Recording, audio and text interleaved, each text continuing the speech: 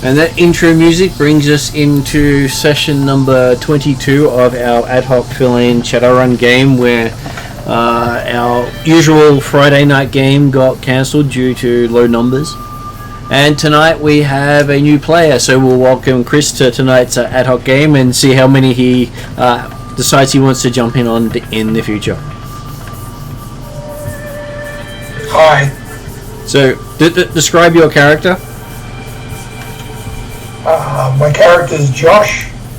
He's perfectly acceptable. Not very wise of the world. Knows a few tricks. Kind of cloistered boarding school kid. Has a few things to learn. Nothing too wrong with that. Also online tonight we have David.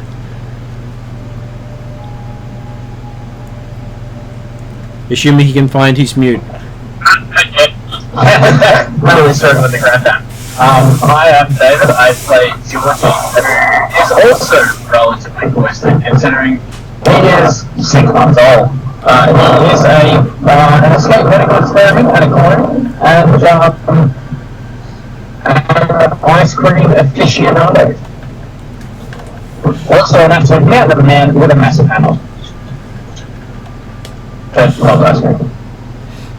And there's nothing wrong with hammer time when it shows up. Also online today we have Jeremy.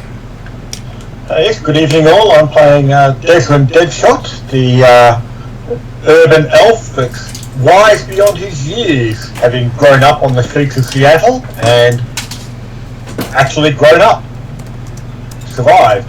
And now, I say, is keen to join up with the heroes of the city, the ancient motorcycle gang.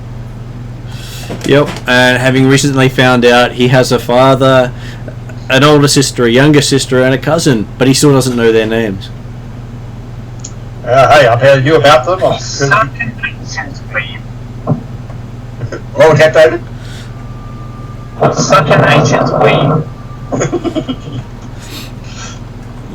And joining us back at the table shortly will be Ariadna, who will introduce herself when she gets time. Shadowstar, otherwise known as Count Shadow or just Shadow. Failed Robin Hood of the corporations. And I believe you got that fairly clearly, because I could see the actual mic picking that up, which is nice. Did I project that? You did project that? Yep.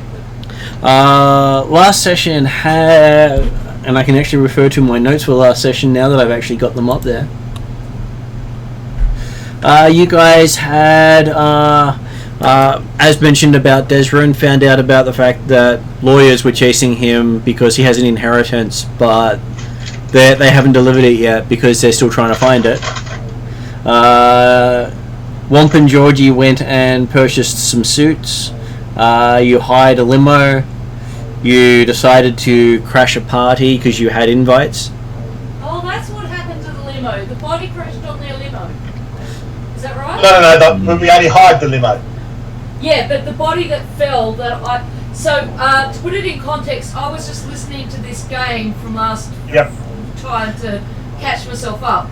And I had to rush out to make game and make coffee. And I just heard, I missed the bit, and I just heard that there's a body that's crashed on a limo. And I finally added that the limo the body crashed on was the limo you guys hired. No, different limo. No. Oh, really? Yeah. Oh, well, that would have been funny if that were true. It would have, but then they would have had a hefty bill to pay. Yeah, That's well, right. that's true. The limo that we hired had dropped us off and went off to another job almost immediately. They basically specified one way, so in case everything went badly, they weren't responsible. Well, as I said, I'll take it back. I'm sorry if I caused confusion. It's all good. That doesn't sound like something that would happen to us, Martin. What are you talking about? So, at the party... so, while at the party, Georgie ran into himself. Because Georgie's a clone, he found another clone of his. And while they were in the middle of doing stuff, the clone grabbed one of the party guests and jumped out the window, dumping them on a limo, which we'd just been talking about, and then flying off using his spy gadgets. Yep. So that there's more than one Georgie floating around, and it's really becoming a story point of how often is Georgie actually in the scene. How many of him are out there? So the main reason they went to the party was they were trying to find out if they could get one of 3 chips they were chasing. So this was for job number 2 out of the 3 jobs that they'd signed, the 4 jobs they'd signed up for. And they managed to recover the Cleopatra chip and restore a smuggler named Val back to her senses, so she's offered to give you guys a ride or take you to see the person who gave her the chip that took over her memory. And Declan also talked to her about getting a ride down past Portland and beyond, when he tries to find out the inheritance he has to go for. Yep. Then she said she'll look into that once you deal with the people who had that. Absolutely. Yeah. but basically, doesn't want to be taking you out of the city while there are headhunters chasing you, because the third job you took on, a bodyguarding job, the Yakuza have a 10,000 credit hit on the party for someone who can help bring you in or bring you in. Of course, technically, when you got heavy hitters coming after you, it's the perfect time to want to get out of the city. Yeah, it's just not as easy if they're looking for people leaving the city. It'll cost more from Bell's perspective. Yeah. So the first job that you're doing, you haven't really done anything yet, and that was the guy who seemed the most professional of all the ones you met. Mm-hmm. He basically said, I want this done, you go do this. And then after you accepted that, Womp got an extra call from a Matrix contact saying, I want you to betray the Johnson or I'll kill your sister, who's your favorite family member. So that's where Womp kept thinking he was going to break in and save his sister. He wasn't going to break in to save his sister, he was going to break in, betray the party, and then save his sister. Well, end result's the same. It is. You know, like the how to make money. And so you're also doing your investigation into job number 4, which was trying to find out some information on a file called Silver Angel that may relate to where Bolt comes from, one of the other characters who looks like a hybrid werewolf. Yeah. And apparently there is a Christmas one in the camera off to the side.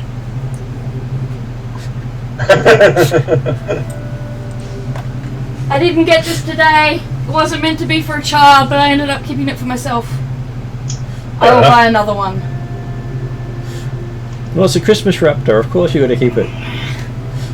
And just think, you could use it to represent the Chocobo in the normal D&D Friday. That's true. Do you want any food? I'll be at the table. So that's basically pretty much where you're up to. You had decided you were going to try to get a meet with a bartender and someone by the name of Mr. Blood from who had information about the place you were going to break into, the Cavalier Research Center, for the Silver Angel job. And at the same time, you have a lead on where you might be able to get the Genghis Khan chip from your Dream Shipper job. Yep. So both of those are happening, though you had to reschedule the Silver Angel meets because last time you tried to get to it, you actually had to lose a couple of bounty hunters on your tail. Well, Desmond is certainly keen to go follow up Val's lead on Cooperman with the Genghis Khan ship, mainly because, hey, that's the job that Desmond signed up for, and apparently has the chance of getting him into the Ancients. Yeah. Though the Silver Angel one does have meets with people who may not be around much longer, considering the lead time you've had to try to track them down. So you might be able to get them while Val's getting her skimmer back to running conditions. Okay. Well, the other aspect for me as a player is I haven't actually been involved in the sections involved in the Silver Angel job, so I know. I'm perfectly happy if the party wants to go down that pathway, but yeah, as a player, I haven't got the background on that one, so which is the other reason I'd be keen to go for the Cooperman side of it. But yeah, if the other one has a higher priority association to it, then although I'd also start to think that considering what the effect we saw of Cleopatra on Val, I'd be concerned about the idea of having the Genghis Khan and the Jack the Ripper ship out there for an extended period of time. Yep. So you also have a friend, Josh, the perfectly acceptable mage, who managed to be so perfectly acceptable he flunked out of the university course that Womp was trying to get himself into because he was too busy doing something else. And Chris, what was that something else he was doing instead of actually studying?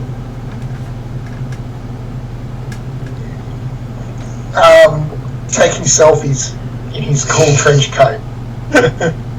Okay, so he was so busy taking selfies that too much time on Postagram. And just out of curiosity, does the perfectly acceptable translate as grey man that's effectively invisible? No. Which is possibly the other reason why he dropped out, because they just forgot he was on the course. Oh, okay. I'm asking. I don't know. No, clearly not.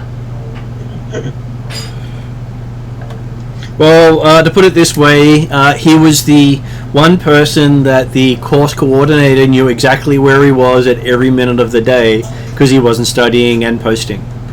You just have to check my feed. Yes, 3,000 pictures later we can go to yesterday.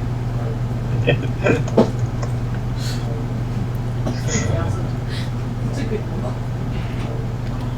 And you've managed to get a recommendation from the coordinator through Womp while Womp is busy that this guy might be able to help you out.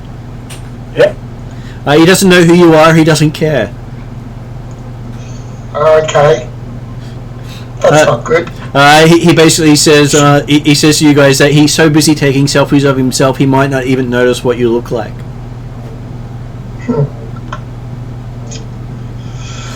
Unless, of course, you disturb the background of other his selfies. Yeah. And he's got to go to the effort of cutting you out of the background. See, it says here in my gear, heavy clothing. So, given it's a cyberpunky kind of setting, I see a oversized leather trench coat and those big golf boots with the massive soles on them, and he's just a little overdressed for being kind of a skinny mage dude. More than happy with glasses. that. And you can have any form of symbolism on them whatsoever. Your big jacket could have the letters for soup on the back of it. Oh, he doesn't have anything on them. It's a new coat. He doesn't believe in anything yet.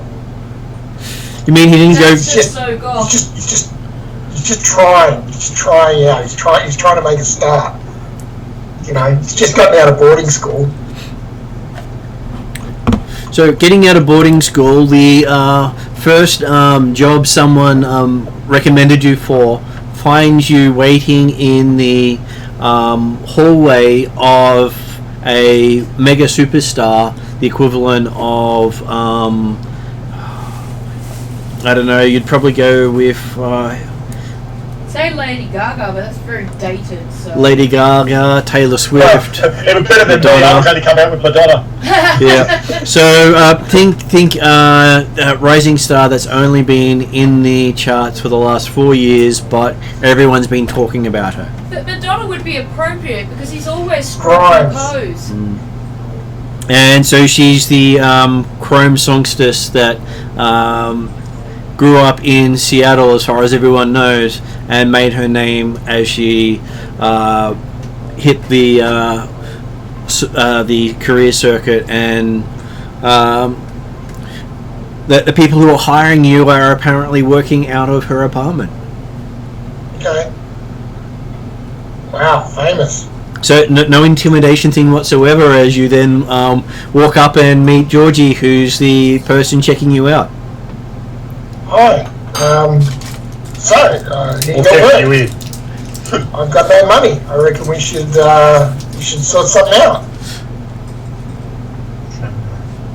And apparently Georgie is so busy looking at his own phone that he doesn't notice, so Desrin has to come out.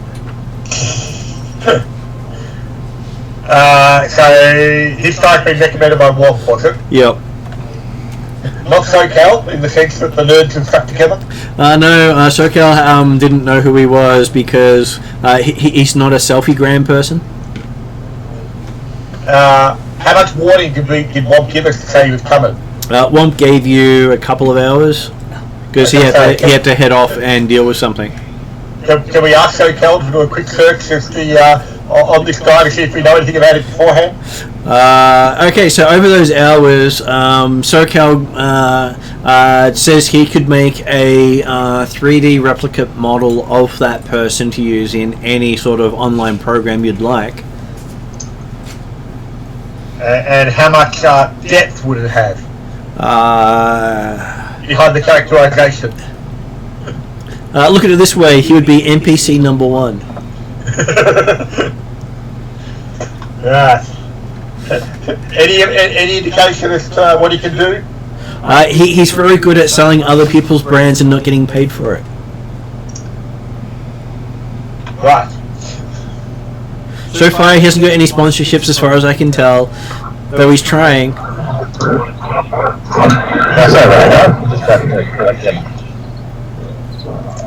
Yeah, well, Desmond will come in and find out who Georgie's.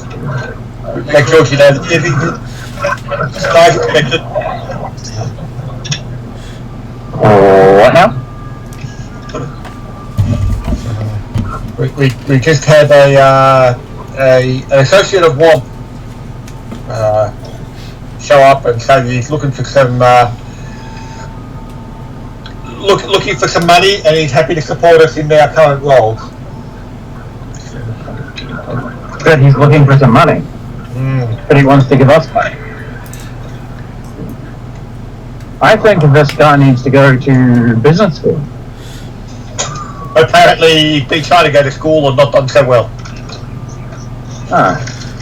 And apparently, Well, they say you're going to spend money to make money, and I'm happy to take money. he's tried multiple business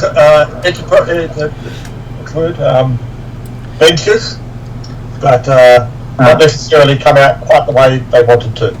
So. I've tried nothing, and I'm all out of ideas. Exactly.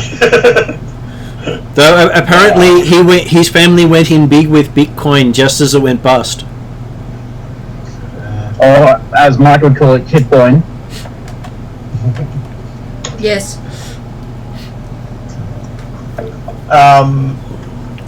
They went into this cryptocurrency called the pyramid scheme. I just didn't see that it was not going to work out. And as the last person in, you thought you were going to get the best rewards. Yep. Yeah. Didn't think that was going to be a rock pool at all. Well, they just explained to him that it was important to work from the bottom so he had a full understanding of the how the system worked. Yeah. Just quickly, Martin. Yeah, don't keep scanning out there. We're in session number 22. All good. And I gather Chris is playing Josh, and Josh is... Chris is playing a mage called Josh. And that's linked into what we were doing in the session I was last in. Where Womp was talking to the one of the professors of the university. Okay, alright. I just wanted to refresh my memory. Because Womp suggested he come and help. Yeah. Okay, cool. Because he got kicked out of school for taking too many selfies. Yeah, I have bits of that memory, so that should be What a where nerd. to go from. It was a difficult transitory period for me. I didn't want to accept that. And the thing that hurts him so... Transiting from being in university to getting kicked out of university. Something like that. Well, the thing that got him kicked out of university in the end was they also suspended his selfie profile, so he can't post anything on himself anymore. And I kicked off. Oh no, do how that? did Instagram influencer career progress? I tore up a classroom. Never knew I had it in me. Felt good in the violence. You'll get along just well with the party then. Except for Desmond, because he's a nerd. I'm a nerd. I can just focus my nerdness in a rage. Yep. Desmond just wants to be one of the... I don't know that Deku can count as a nerd in a room with a computer geek and a wizard geek, as someone who's never been to school. And then, as you're discussing As that, a wizard dog. Shadowstar shows up with her hair all windswept, having been out driving a sports car. A very metallic, shiny sports car with a purple undercoat and a blue overcoat. Oh shit! Hey, can I just get a photo with your car real quick? Can I sit in the car? You pull out your phone and you realise your account's been suspended. You can't actually post anything online.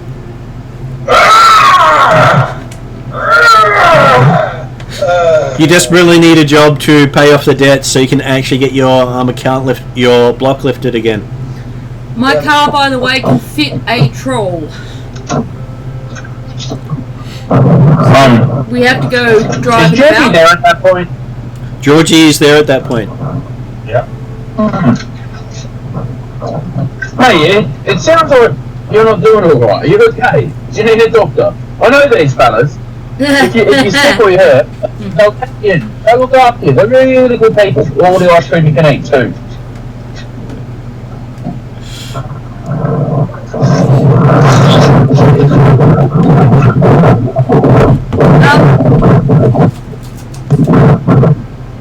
So this guy's supposed to be helping us break into that big company that we need to get into? He's there to help you in whichever run you end up doing. Okay. You still had to chase down Because Queen Conchita, Yeah. Mr. Blood, Yep. and Desrin's trying to chase down Genghis Khan.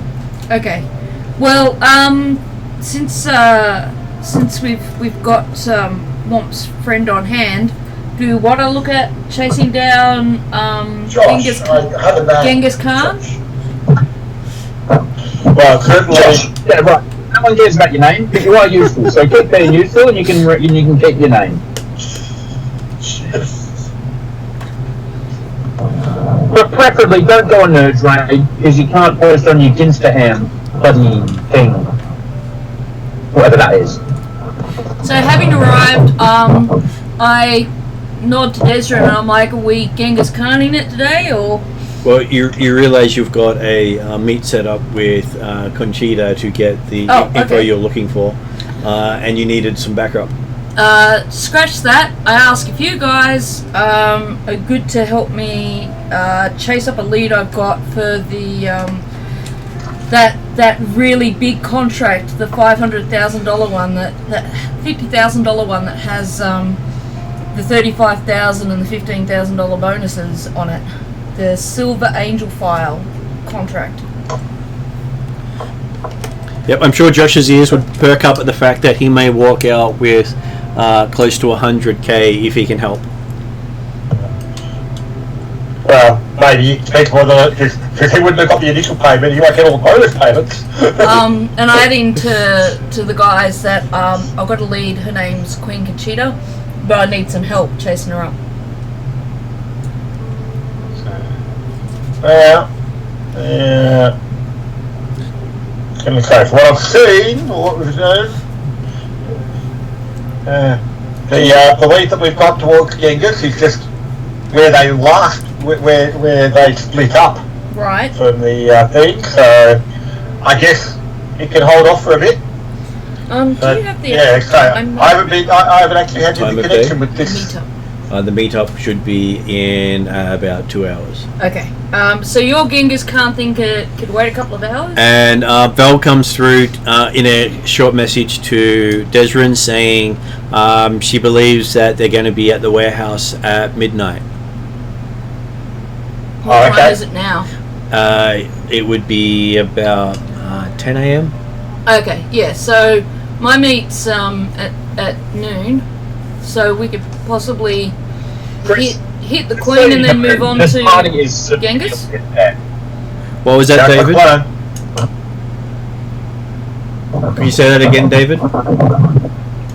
I was saying to Chris, just so you know, this party is severely in debt. Oh no, we're in the money. As well, I'm cheap. We're in the same places he is? Maybe I don't not? know, we've got bucket loads of money. The difference is we've only got a month to live if we don't actually complete some stuff. Alright. So did you guys, since we want to hit 2 things today, do you want to start get going?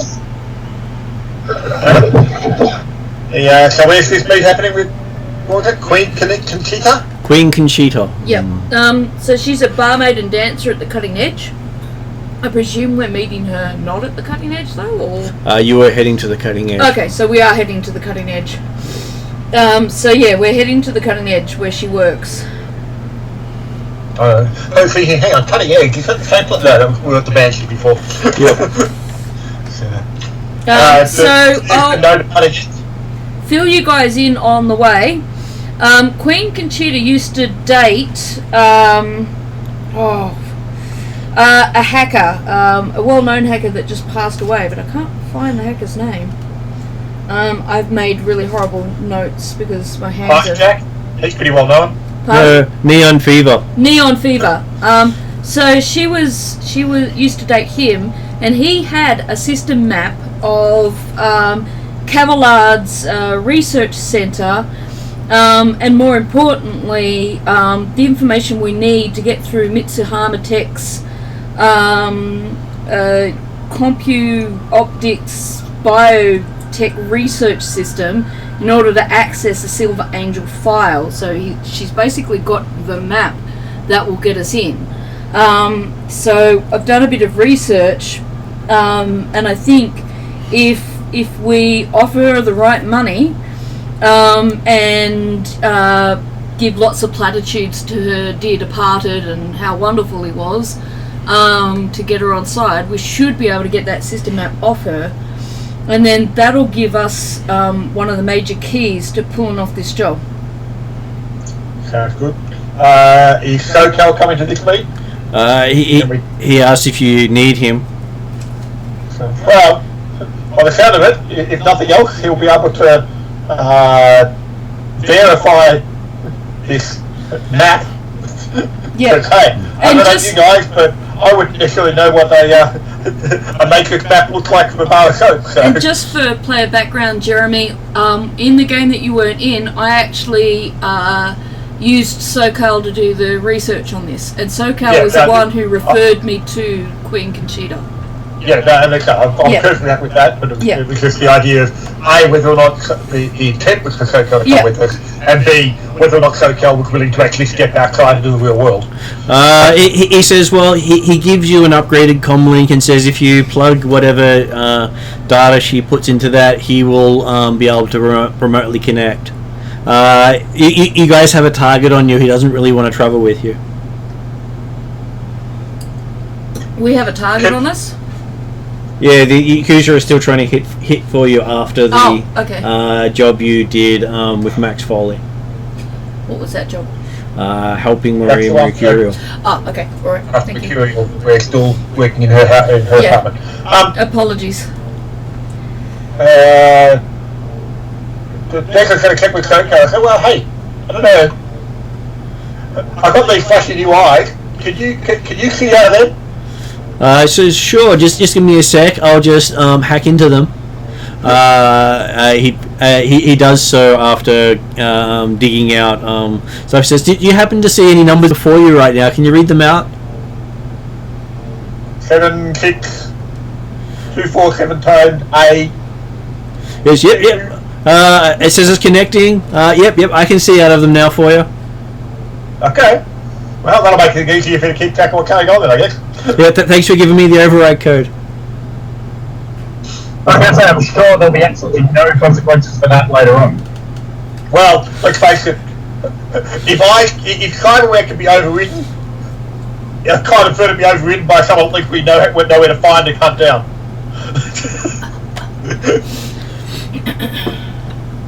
And if SoCal's in my eyes, then it might make it harder for someone else to be in my eyes. That is true. He does provide you with most of your phones. I'm the only one in your eyes that we know. No, that's not true. I've only got eyes for you. Well, look at it this way. You can now give Georgie one of your eyes anytime you want to. But, yes, okay. Happy Valentine's Day, All the better to see you with. my dear. Okay, so yes. Actually, you know what? No. I don't want another character collecting people's eyes. No, you don't. You really don't. I was going to make a B1 reference at one point, and I'm thinking, nah, even if it's Shadowrun. It was Belaf, actually, who was collecting eyes. Belaf. And Belaf turned that up after he lost something in the storyline. He went, no, doesn't want to do anything with eyes anymore. I'm pretty certain that the Belaf Pathfinder campaign started before the Shadowrun, the Star Wars one. It did. That would make Belaf B1, wouldn't it? In a way, yes. I hate you so much, Jeremy.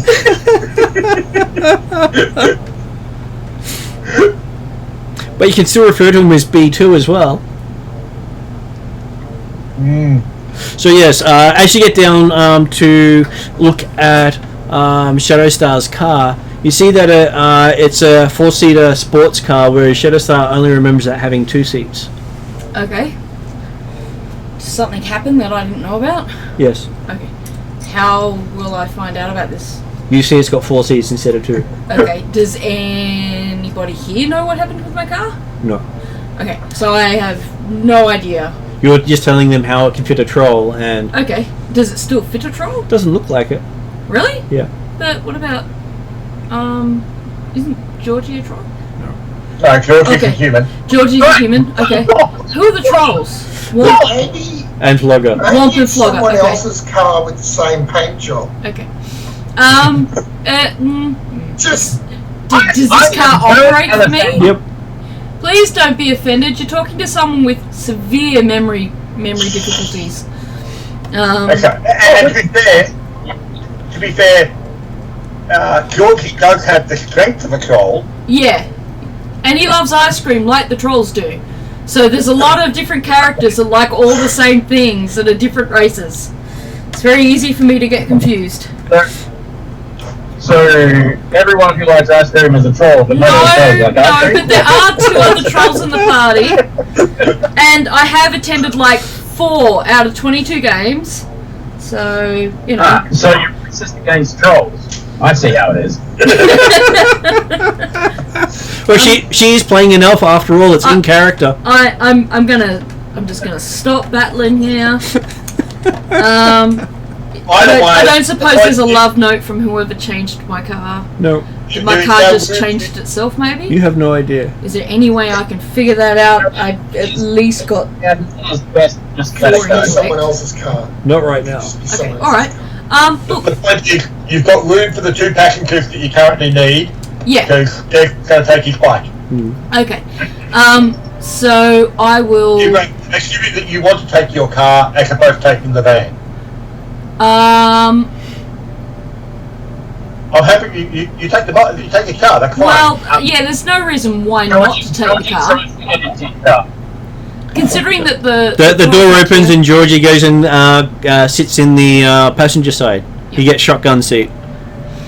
Yeah, I was just going to say, look, I'm concerned about it, sure, but we've got to go, so I'm going to just get in the car, wait for everyone to join me. Did David say something? Yes, he did. What did he say? Not sure. Are you going to stay out there? Can we go now? You see Georgie calling out from inside the car. I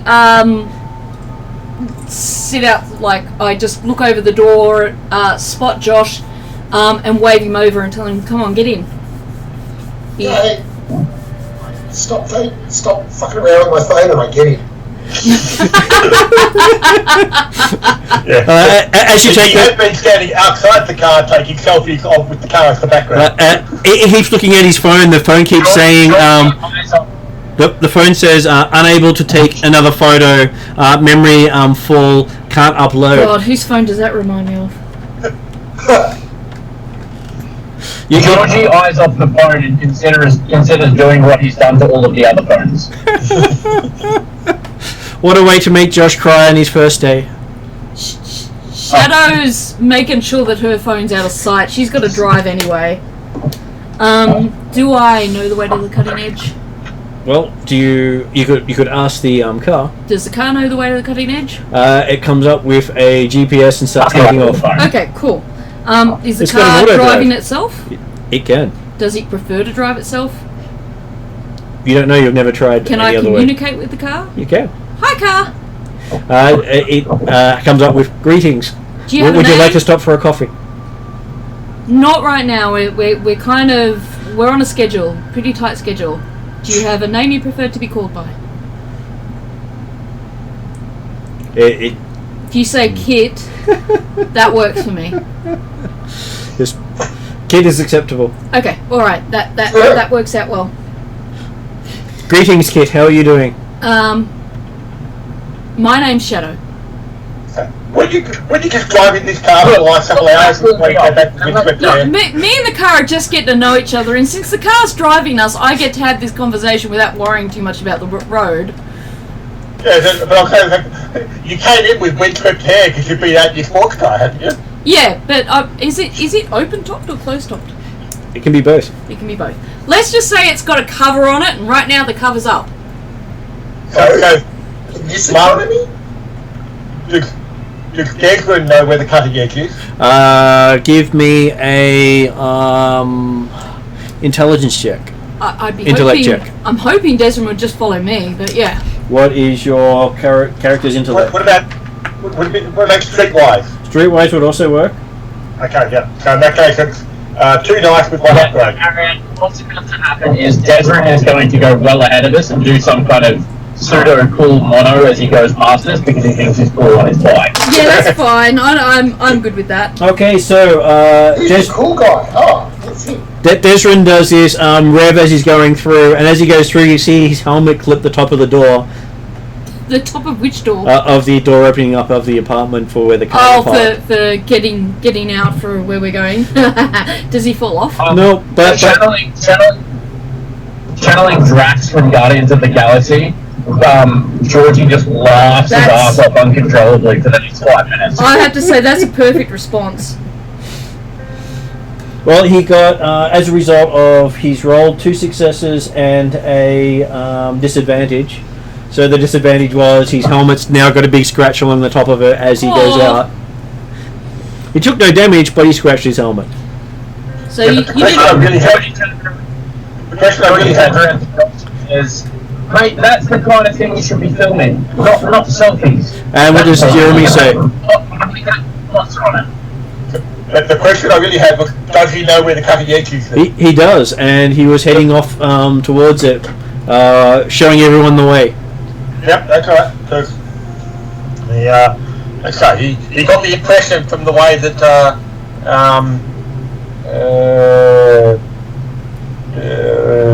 what's the name? So I've forgotten Ariadne's character. Shadowstar. Yeah. He got the impression when we were going down to the garage area that Shadowstar didn't necessarily know where she was going with the cutting edge. So. Which did remind me. Obviously, she was expecting the car to be able to take her there anyway, but Jason would say, "Yeah, okay, I'll lead you." I'm. And then obviously, because he was letting you know, like it's talking to you guys, that's when he scraped his helmet. That's when he scraped his helmet. Christmas Raptor couldn't look, so he's tied his scarf over his eyes. Just putting in the player I forgot to put in there. Which player's that? Josh, perfectly acceptable. Jeremy, when you say that, Nice. Jeremy, when you say that, Georgie just laughs over the over and over and over again. We all know that small things can use small minds. Ouch. And that's why you're abusing me, mate. You know what's not small though? The scratch on your helmet. Oh, ow, burn. And as Georgie's saying that, he gets a ping, new message. Georgie very reluctantly checks his phone. Seems that you've got a message from the Overmind. What does it say? It doesn't say anything. It says click here. There's a video. He clicks it. And you see Desrin looking towards you, riding out and striking his head. A renewed 10 minutes of laughter ensues. And it's looped in a Benny Hill music. He sends it about 73 times to Desrin. Second, I So thought it was that going when to be he a opens his phone video again, of Georgie 73 messages of that video. He's just on the other side. I was going to say, did you make an attempt? Okay, so yes, it takes you about an hour to make your... Well, actually, it's in downtown, so it only takes you about 20 minutes through traffic. Desrin ducks and weaves through traffic, and... Josh the video and number of time.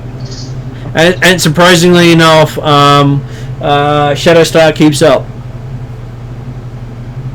Cool.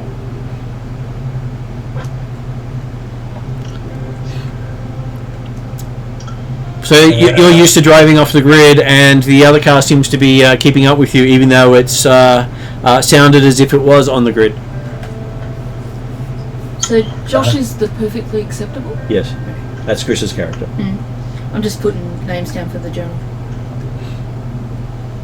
And you find yourself rocking up to the cutting edge, as you see that currently it is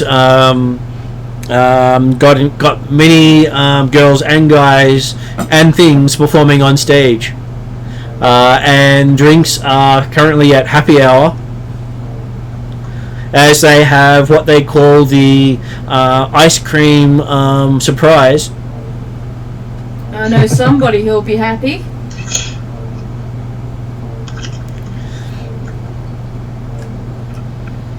As you find yourself a park nearby.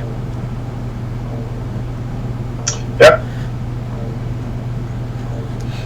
While we're driving, I asked my car if it can talk to me remotely at all. Your car says connected to mobile device. Awesome. If I need you, I'm going into the cutting edge right now. I give the car an affectionate pat. It starts giving you the rundown stats of how many deaths has happened in the cutting edge over the last month. About one or two a night. This is a good reminder. Everyone needs to be reminded of how mortal they are. Alright, let's go. Ariadna, You take that as a reminder of how mortal you are. Mm-hmm. Georgie takes that as a reminder of how squishy and fragile other people are.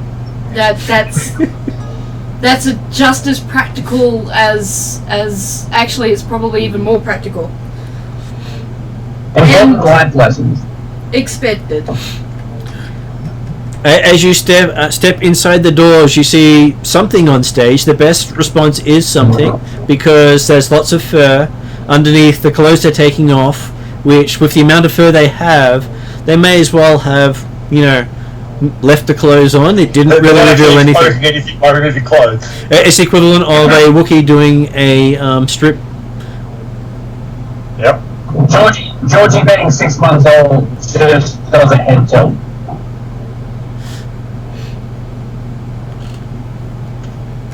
I head over to the bar. Yep, you head over to the bar. There's a rather tall-looking guy there. He says, "Welcome. How may I help you? Are you here for the ice cream surprise?" I'm fairly sure the man to my left, or right, depending on where Georgie is, will take one.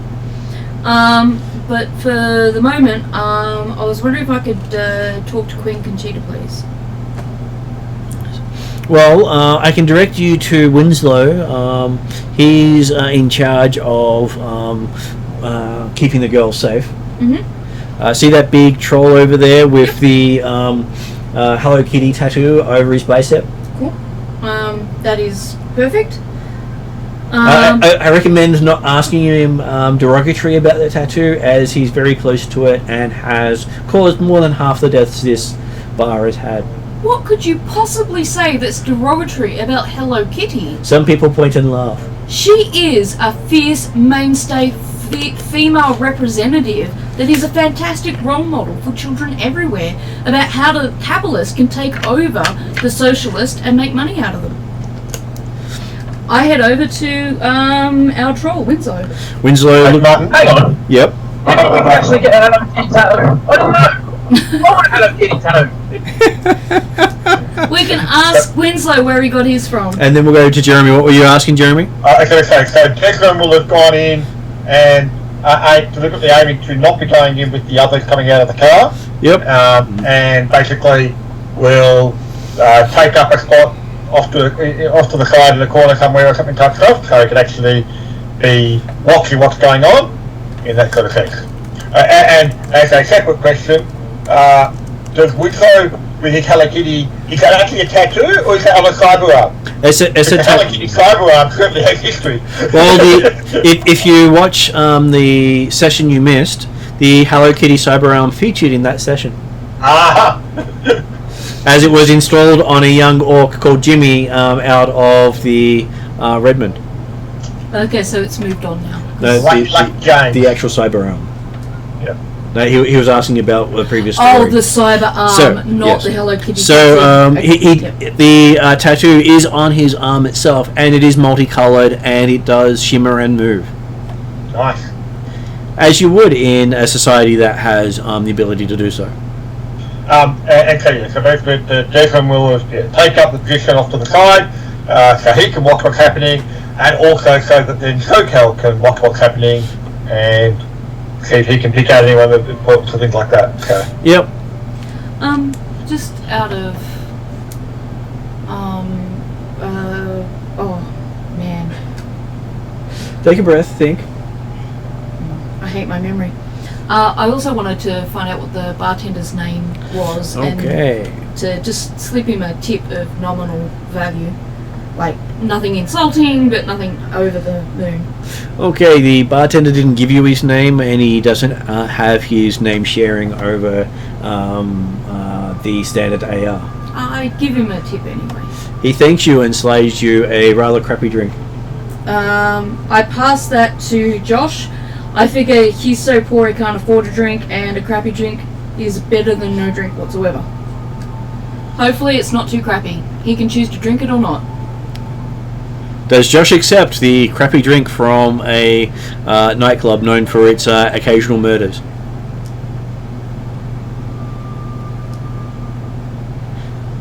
I believe Josh is too busy trying to take selfies with his full phone. Okay, that's fine. I hand it to him. Hopefully he takes it. I head over to Winslow. So I'll leave it on the bar if he doesn't accept it. So Chris, currently not hearing anything from your end if you were trying to respond. So did you say it was a nightclub known for... Okay, the murders that happen in there. Did you say nightclub known for its occasional murders? Alright. Yes, David? Georgie excuses himself, runs out of the club, and down the street. Why does Georgie run out of the club and down the street? I think he wants to try and get murdered. Right. We'll find out when he gets back. Okay. Now it says here in my notes under bartender Winslow pay him. Mm-hmm. So I presume I'm going to need to give him some money, but I didn't. Okay. I didn't So, write down how much. When you called up, the content said it was Winslow who was the barman. Yep. And you're told Winslow was the troll guarding the door, so Winslow might also be a barman as well. Okay. All right. Cool. All right. That's okay. Or there And might have been some incorrect information, Yep. or sometimes Winslow, the bouncer, worked as a barman. Yeah.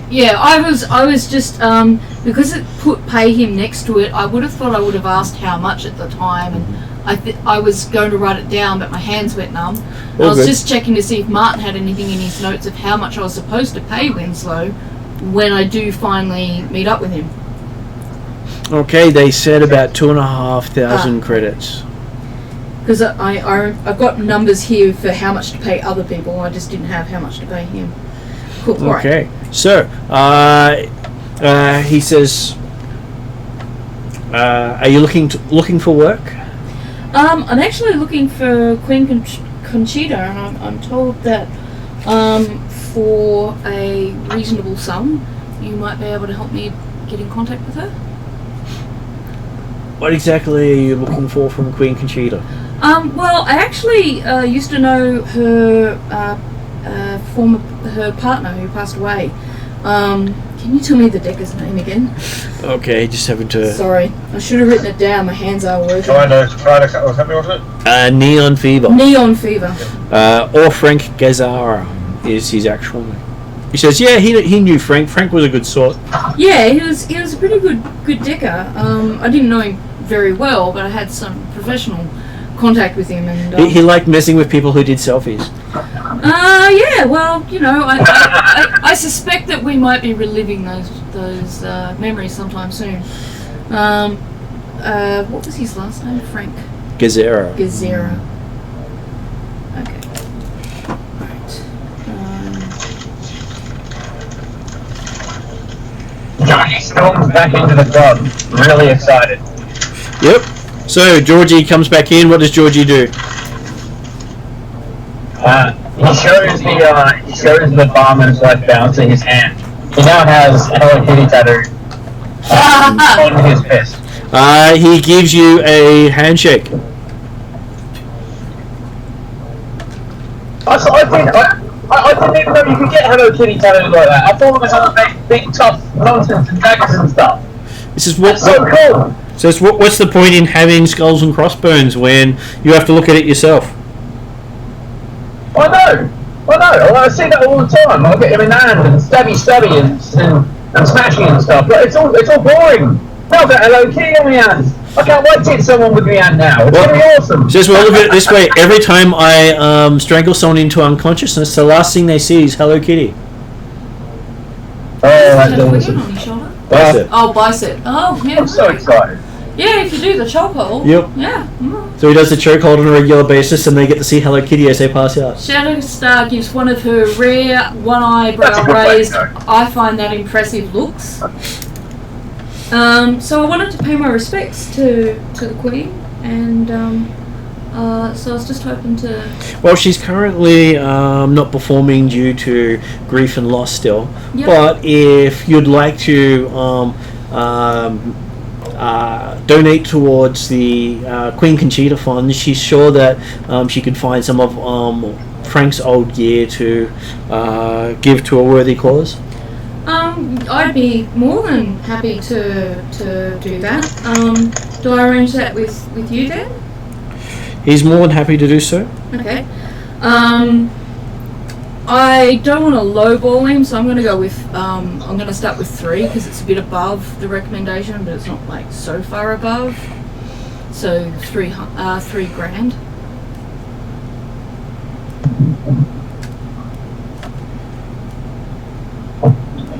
And he says, as arranged with someone by the name of SoCal. You know someone by SoCal? Yes, very familiar. He pulls out a packet and hands it to you. I slip it into the inside of my jacket. Make sure that it's secure and that the inside pocket is zipped up. How do I transfer him credits? Do I just... You can. It's the equivalent of tapping a phone. Yeah, well, I tap on 3 grand. And That's assuming you did that before he gave it to you. Yeah, okay, yep. Otherwise, he'd be... Technological. Yeah. It's all good. I could try running, but I don't want to see Hello Kitty just before I pass out and die. So even if I hadn't paid him and he gave it to me, I wasn't planning to run off with it. Especially since my car's just offered me up recent statistics on the mortality rates of the area, and I suspect that if those statistics go up and down depending on where Winslow is at the time. Well, the rates go down when he's on the bouncer duties, but they go up when he's behind the bar. Well, there you go. So I presume that that's the system map. As well as multiple data chips. Okay. So system map acquired. And multiple data chips. I think Winslow, I asked Georgie if he wants to take advantage of the happy hour ice cream special. Hey, what? There's a happy hour ice cream special. Did you want some? Before we go. Say less, mate. Georgie dives in. Is Josh back? I'm not sure if Josh is back. Right. If Josh is back, I offer to buy him an ice cream special. Hey Chris, are you actually there at the moment? Yeah. Yeah, so we just didn't hear from you. We had people trying to talk to Josh. Josh the mage. I think I'm hearing Josh and I'm not picking up that that's me. Yeah. You might need to write down "I am Josh" somewhere on your monitor and a post-it. I may have napped, but I'm not sure. Okay, so Chris, people have asked you if you'd like an ice cream or a cheap booze. Booze. I hand him a previous crappy drink, which I presume is still an option. Okay, so you taste the booze. It basically feels like paint remover on your tongue.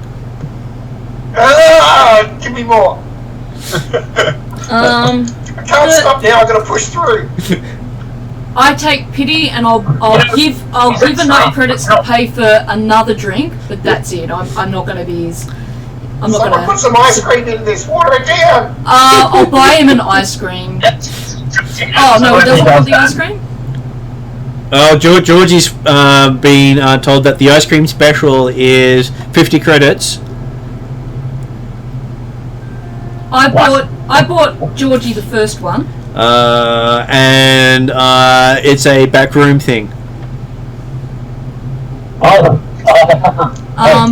Ice. Yeah. What the second I don't want that. I don't want any of that. I just want ice cream. That's all I want. So I don't have to worry about that one. They only do it as part of their special. Unfortunately, they don't have that much to go around. Georgie begins to look very, very irate, and then looks at his fellow Hello Kitty tattooed friend, and then calms right down. Having bought that drink for the ice cream drink for Georgie, you didn't end up buying the ice cream drink for Georgie because because he just found out it was a special to go in the back room. Oh, okay. So it's not an actual ice cream drink. No, it's an ice cream special. Oh, okay. So there's no ice cream. Georgie. Shadow is disappointed as well. That's a mean trick to play on people. It is. In that case, I just. And drags it out. In that case, I just tap them to let them know I'm leaving. Spot Desiree and give him a nod, and then head off. And as you're leaving, so no backroom special. I have 50 credits back. Winslow does say that some suits have also been asking about Queen Conchita. Are you concerned about these inquiries? They didn't pay. Oh, well, They found out nothing. if they failed to show due respect, then that's what they deserve to get. No money, no talk. Fair enough. Good to know. You don't happen to know where these suits got their tailoring done, i.e. who they work for? Says possibly. He then looks down at his hand. I'm not sure how much to give him without insulting him. You'd Look, probably say simple information's about 100. yeah, I was going to say I'll give him about 100 credits.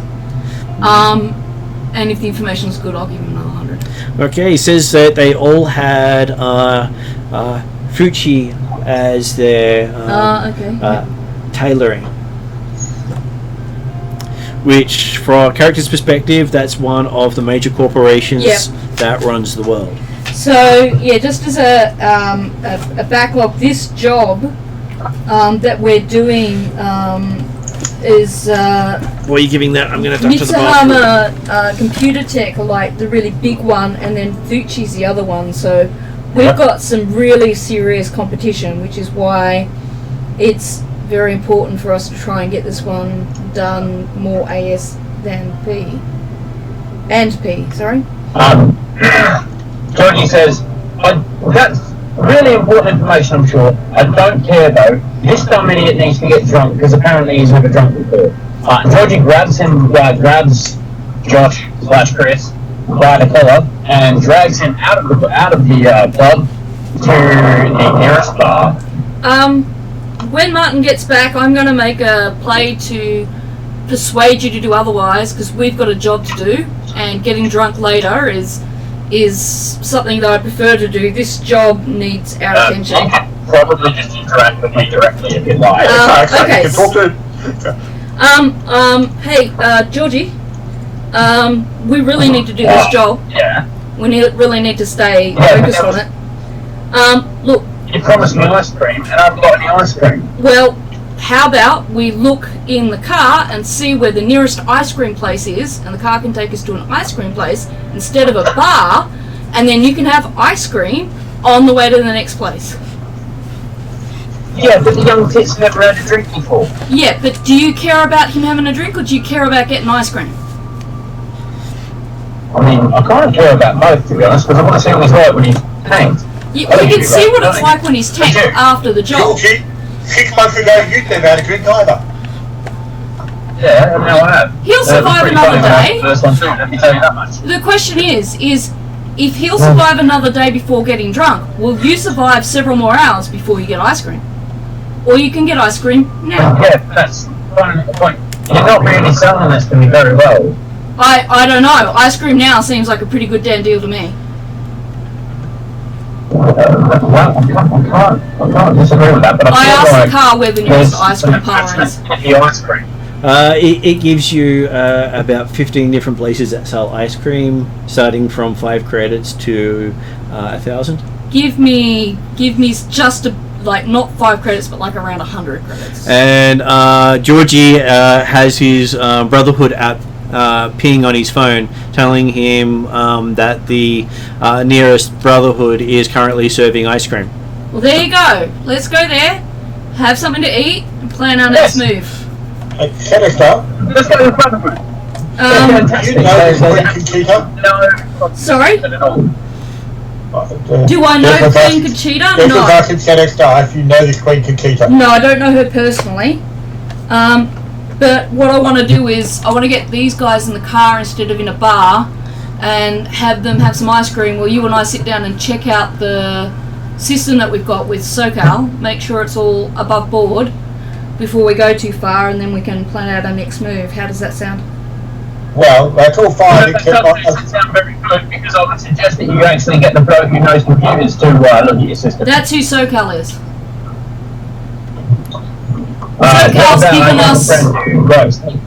SoCal's given us given Desrin a device that can check the thing for us, but I don't want to do it out in the middle of the street. I want to do it in the safety of my car. I love drugs. Yeah, what Declan's curious about is if Fuji types are looking for this Conchita as well, Yeah, do we worry about her? we are, so what Shadow wants to do is she just wants to check she's got the right gear, and she doesn't want to do that in the pub, and she doesn't want to do that on the street.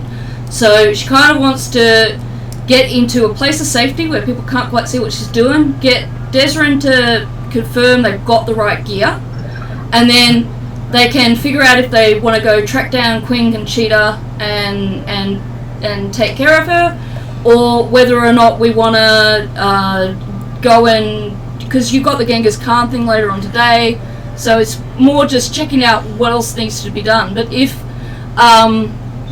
Winslow has given us the wrong thing, you know, he might have told us that he fobbed off the Fuji people but didn't, and he might have given us something fake. I don't quite trust right this second that we've got what we've got until we test it. Declan's happy to slot the chips into his phone, and the SoCal could be looking over it and or looking through his eyes to see if it's the right sort of stuff. But Yep. Okay, he starts scanning through it. As he's scanning through that one, Shadowstar gets a message on her phone. Yep. Blood is happy to meet, and gives you a countdown to a What's the location. countdown? He said he would give you 20 minutes to meet with him. So is this a PG game? This is a PG game. It can be anything game. Star Wars is a PG game. Dank Ferric. I let the guys know, look, Blood has got in contact with us. He's our other main contact for this job. Blood being Haruhiko Blake, who's ex-Mitsuhama, who, for the right amount of money, will part with a certain amount of secrets that will help us get into Cavallard to get hold of this file. From other characters' perspectives, they've heard of Blood in relation to the Blood Brothers, a group of cyber docs who will hack anyone for the right price. Literally. But I explained to these guys, this guy is only going to give us 20 minutes to see him, so we have to go now. okay. Alright? The initial response from SoCal. Well, I'm not. That's I've just seen- SoCal says it would probably take him about an hour or two to search through the files to find out if it's got what you want. But the first glance indicates that it's apparently the right style of stuff. Well, it's hacker stuff, so he's got to wade through the encryption to find anything useful. Okay, well, either way then that's fine. If there's something you can do immediately, that's fine. We'll assume it's good, and, well, so did this Blood give you a location? And while you're saying that, you do get back from SoCal at the same time saying it's unlikely this data was copied because the encryption prevents copying. So that's good news? Meaning that the other team hasn't got this, Yep. Okay, that's cool. and she couldn't have kept a copy to give to another team. Okay, so we might... I'll keep it on the back burner about following up on Queen Conchita, but we simply don't have the time.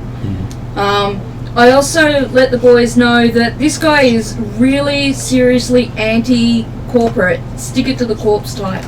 So it'll gain his favour if we'll also let him know that we're stick it to the corpse types, which I am. But you guys, it won't hurt to support that point of view while we see him, because pretty much the information we're getting from, we've got to convince out of him.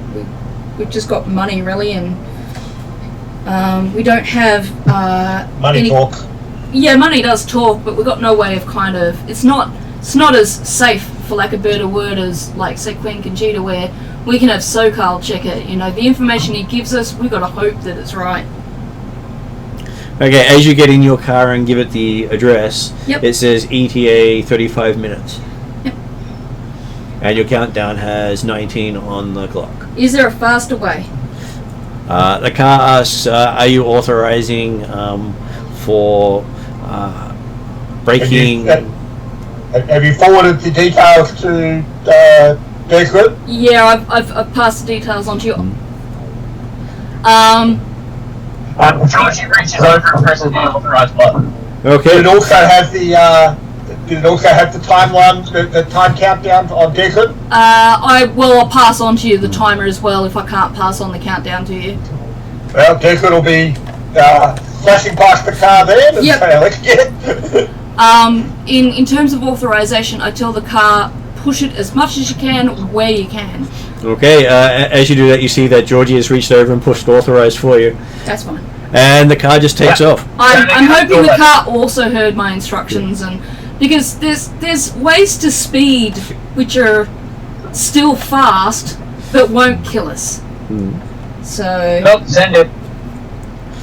Well, you've already hit authorized, but I communicate to the car. I'd rather be alive at the end of this trip.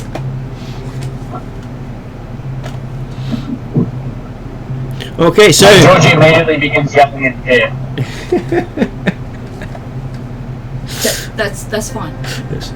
So, as far as Georgie's concerned, the car looks like it is uncontrolled driving and weaving through traffic, through gaps that you swear are not big enough for the car to squeeze through.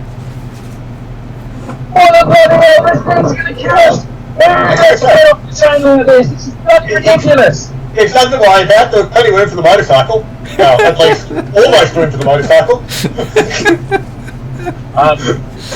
Georgie considers opening a window if it wasn't going to kill him. Yeah. A pistol on him. So yes, the three of you in the car are tossed around a little bit with the seat belts holding you to the seat as the car is weaving and ducking through traffic, giving you positive and negative G's left, right and centre. And the ETA goes from 35 minutes down to 10. I'm good with that. I'm just imagining Josh sitting there, still scrolling through Instagram. Oh yeah, absolutely. Well, the rest of us thinking we're going to die. Josh, just like me, kind of cannot get a handle on what the hell's going on. Especially because every time he scrolls to refresh, it says, please give more credits. This is what happens when you get dropped in the middle of an ongoing campaign. People are talking about things and you're like, what? Anyway, wait till something happens. Wait till something that happens that I can relate to. I pay absolutely no attention to the storyline whatsoever and just throw chaos into it. Okay. And I go like Chris, you're role playing Josh perfectly. Yeah. I know what I'm doing, mate. Just keeping that in mind, just a really quick overview for Chris Josh. We've currently got 3 or 4 really big contracts. This is one of them, and this is the one that can bring in, I think, something along the lines of, is that 500,000 No, or an 50,000? extra 50,000. So each. yeah, it's 50,000 up front and then 50,000 bonus. So you know. I've only got 49 in my pocket, so that sounds good. Yeah. So regardless of whether your character knows where he's up to on this, there's a promise that if you stick with us, you're going to get 50 grand. So that's probably all they need to know. That's also assuming you live through it. Yeah. You know. Risk it all for a big score is what Shadowrunners do. Yeah, that's it. Risk it. For the biscuit. Okay, you see the car go through the Metro Underground as Desron zooms along the road heading towards the wharf. So you're talking trains? Yeah. Okay. I'm figuring the car knows how to drive better than I ever do, so I'm okay with this. And Georgie is looking out the window and seeing what appears to be an oncoming train coming directly towards him on the same tracks. I just pat the steering wheel and go, good car. He's had 6 months to live and it's been a good 6 months and that'll do. And then you feel yourself sort of falling out of the seat and watching the top of the train go by. I hate that. Could be worse. You might not be watching the train go by. Yeah. It's better than the alternative, but I still hate it. And at this point, Josh's phone is going out of reception. Please try again. Huge and nervous breakdown. That's you, Chris, by the way.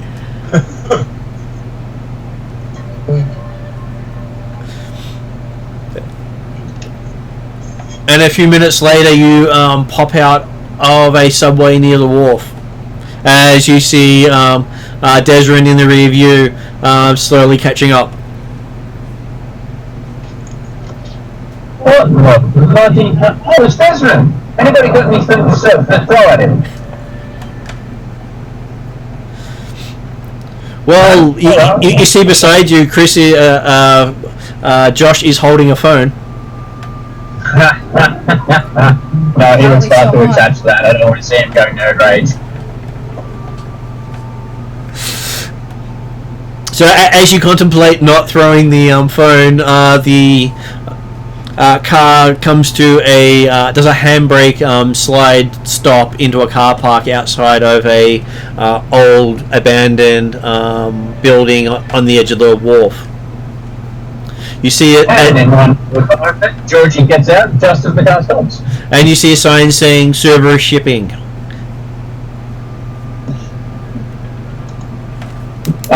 Georgie very smoothly gets out of the car as it's stopping, and then runs away to a bin to throw up.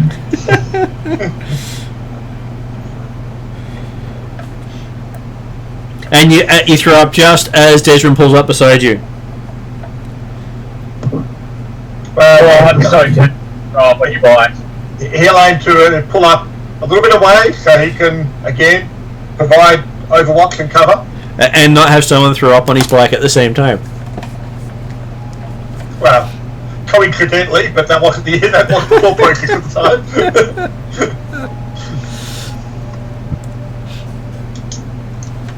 So yes, you still got. Yes, as you pull up Georgie, while he's throwing up, Georgie pulls out his pistol and aims it at Desrin, and just sort of tries to get through it and saying, "Not a bloody word." I love it. So yes, there is a beep on Georgie's phone. He holsters his pistol while throwing up, and then pulls out his phone while he's throwing up and checks as it is. There is a picture of Georgie's face as he is looking down at the subway train. Has now been sent to you. Yep, that's fair. Being as though he sent the video of Desrin hitting the thing to him about 67 times, he'll send him at least one photo of Georgie losing his proverbial lunch. Hey, no, the photo in the subway didn't come from Desrin. Desrin was able to get good shots of the throwing up in the bin, but hey, he's got the cyber eye, so can't give him through, but hey. Oh dear. Yeah. He sent the photo to Desrin because he also sent the video of Desrin hitting the gate like literally 67 times. And while you're doing that, Shadowstar's time is down to 5 minutes. We've arrived. Yeah, you're outside the building. It has Cerberus shipping on the outside. Okay. Do I see anyone? You don't see anyone, but you see it's abandoned and the door's open. All right. I cautiously open the door and look inside. Mm-hmm. Is it lit? Not lit? Is there a point of light? No point of light? I've got my gun ready, by the way. Before you go in there. Yeah, before you go in there, Georgie draws his carbine, stops throwing up, and immediately followed you. Yep. And are there any other, except a large warehouse type thing? It is a large warehouse. It's on the edge of the docks. It's in an abandoned section that's scheduled for demolition and rebuilding. Do I hear... Is there likely to be another entrance that Declan will have a look down the side alley or whatever type of stuff? Being a warehouse, it will probably have about 10 to 20 different entrances. Declan, having seen them go into the apparent main open door, Declan's going to go and have a look for a side passage and a side entrance. So I'll signal to Desrin that I've seen him go off. I'll signal to Georgie as he pulls his combine to stay off to one side while I nudge open with the other. Where's Josh? Or Chris? Presumably he's staying with you guys. Yeah, but does he have any weapons? Yeah. Is he coming in with us?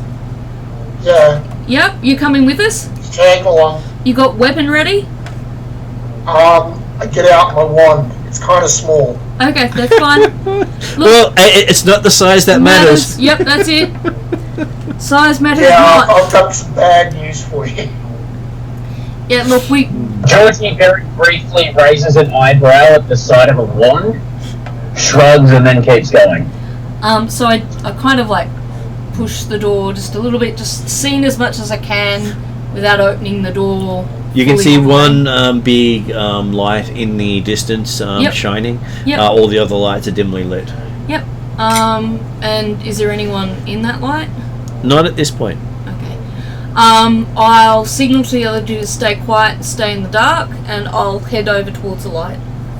Okay. They can shoot at me first. But presuming I've organised this meet and I'm going to give them money, they probably shouldn't shoot me. Okay. Walking out into the light, you stand there for a moment, waiting, and then you hear the sounds of footsteps coming from between some crates as a guy in a fancy suit steps out. The suit is blood red in colour. He has what appears to be a fancy walking stick with a glowing jewel on top. How did he address the text? Did he call himself Mr. Blood? He did call himself Blood. Okay, Blood. Okay. Just Blood. He's the Blood in the Blood Brothers. Okay, all right. I just tip my head towards him and say, Mr. Blake, I presume. He nods and says, and considering you were looking for information, you did pique my curiosity. What sort of information are you looking for from someone like me? And don't worry, I do have your friends under surveillance as well. Even that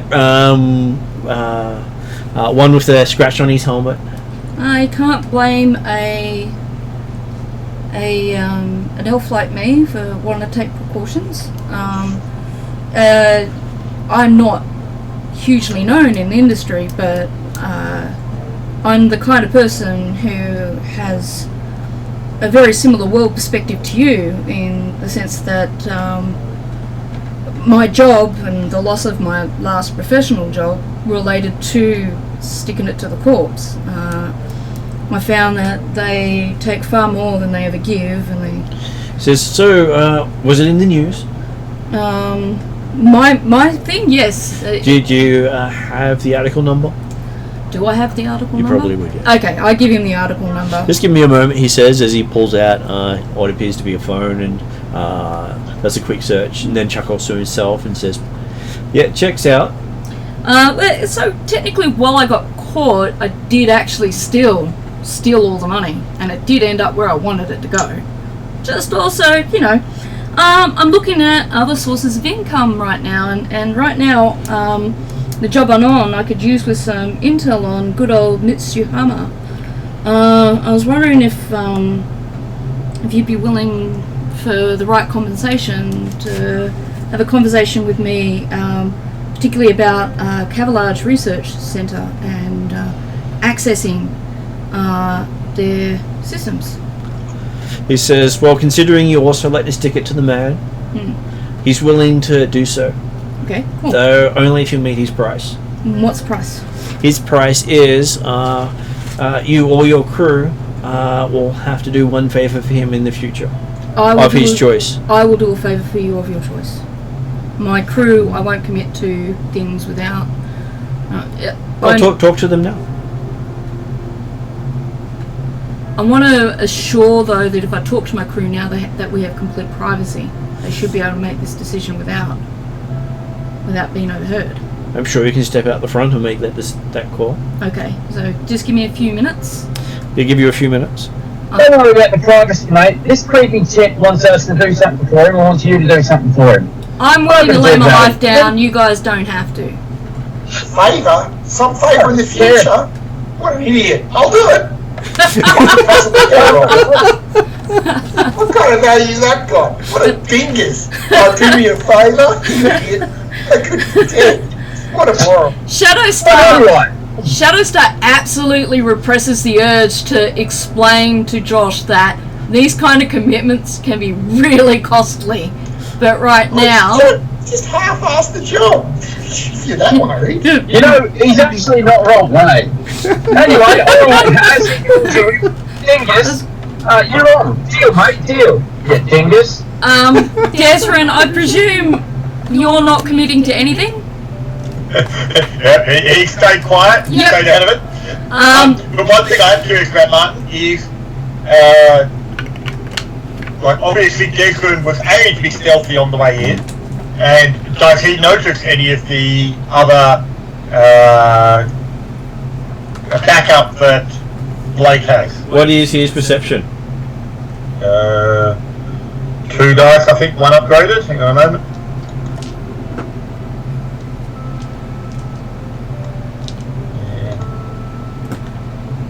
Yeah, two with 1.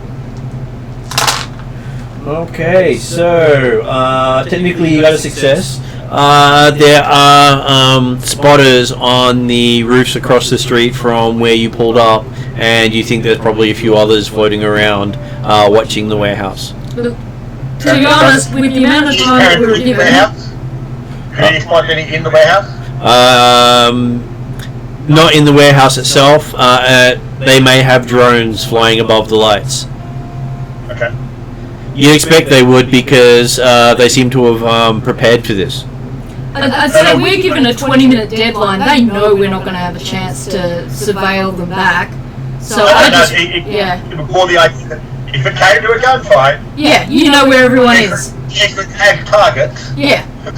It's not bad information to come across, but Shadowstar was not expecting to get in there without being surveilled. She just didn't want to overtly jump into the light without at least being some kind of cautious. So, Blake does say that in return for this future favour, he will give you directory locations for the secondary data line into the computer system. So, at back door. He will give you information on the hallway and a frequency that will static out the camera for the hallway. He will list the most important doors of the center protected by maglock keypads, which a basic passkey will get you through. And sorry. I'll also put these on online for you. Yeah, so no, just down. both So at the same time. And that there is a destruct purge system around the main data store that the security center can activate. But you can bypass it using a slave module tied into the processor of the security system. And the last thing he says is he's got a complete and accurate map of their computer systems as well as their physical infrastructure. That would be perfect. You said accurate map of their computer system and their physical center. Thanks. I'm just gonna write building. Alright, I think I'm done writing for today. Oh man.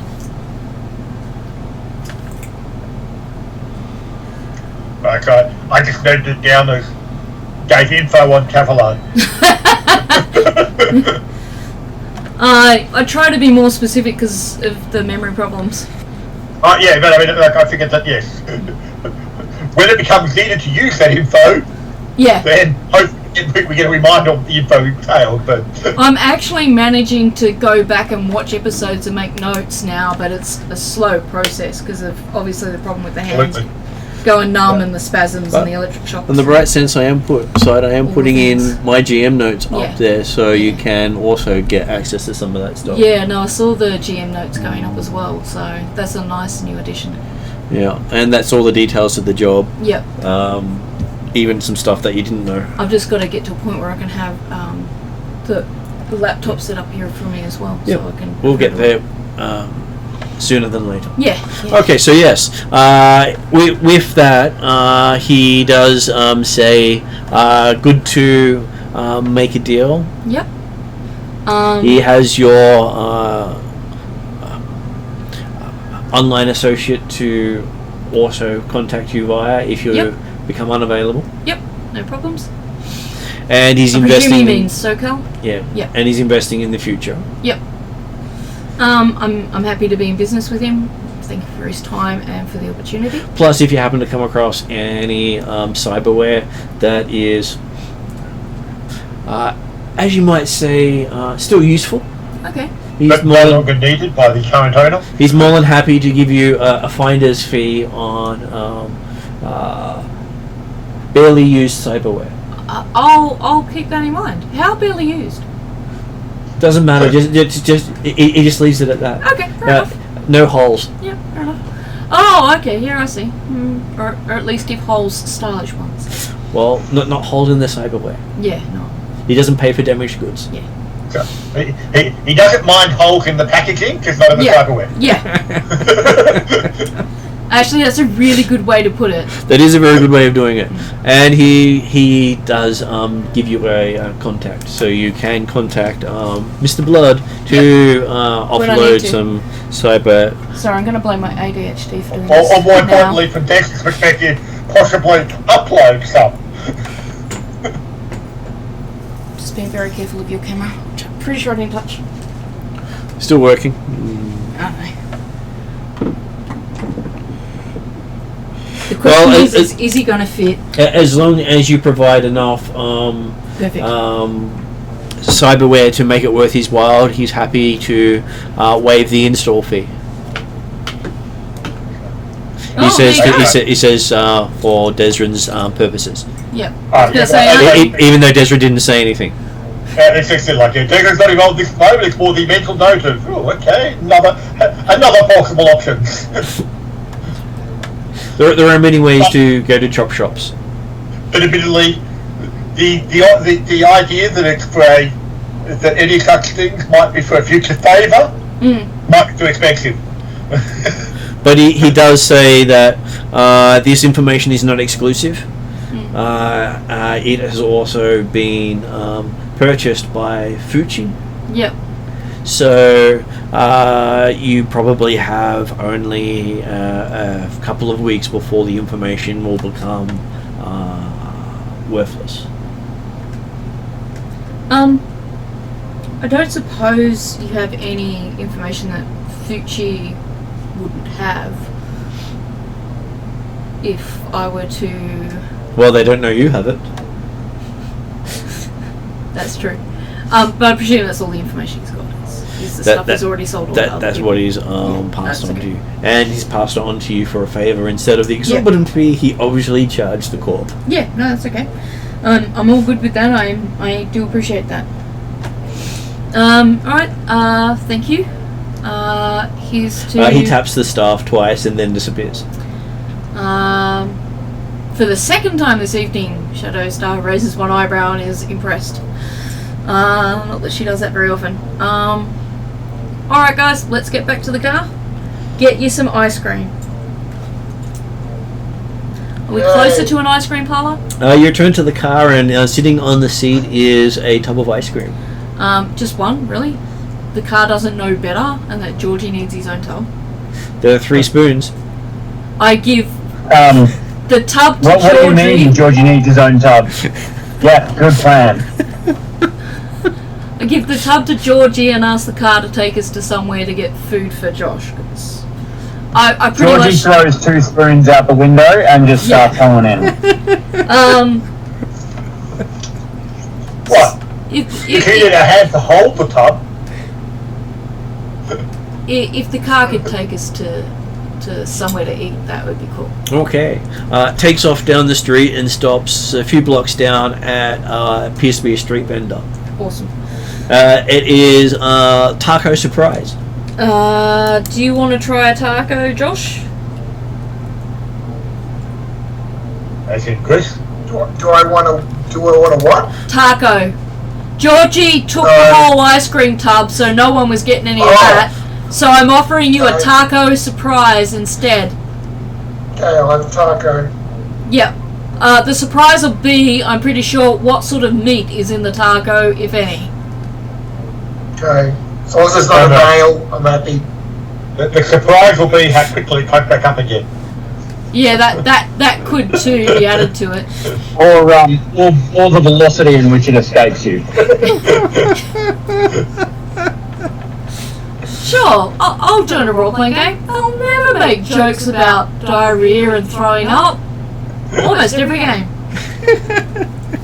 So yes, you get yourself a taco surprise. I have never made a joke about diarrhea I was or throwing up. I was in turn joking. Ever again. I've got a situation. Now, I've done one.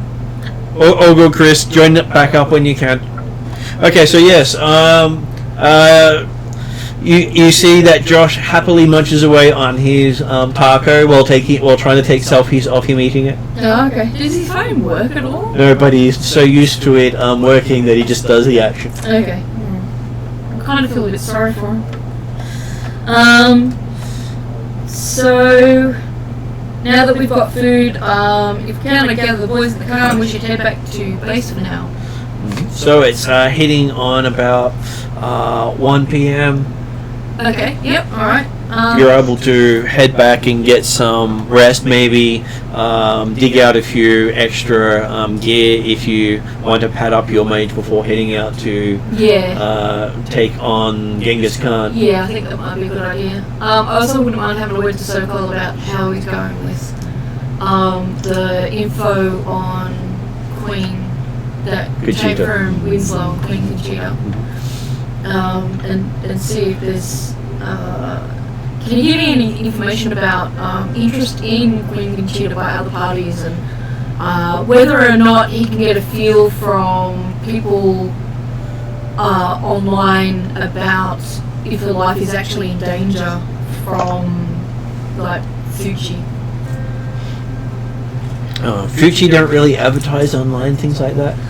Well, is there any underground places where... Well, the rumour of her being bereaving is because she's trying to keep a low profile. Yeah. Okay. If you found out information that said she had information that Fuji wanted, then likely that means that Fuji's looking for her.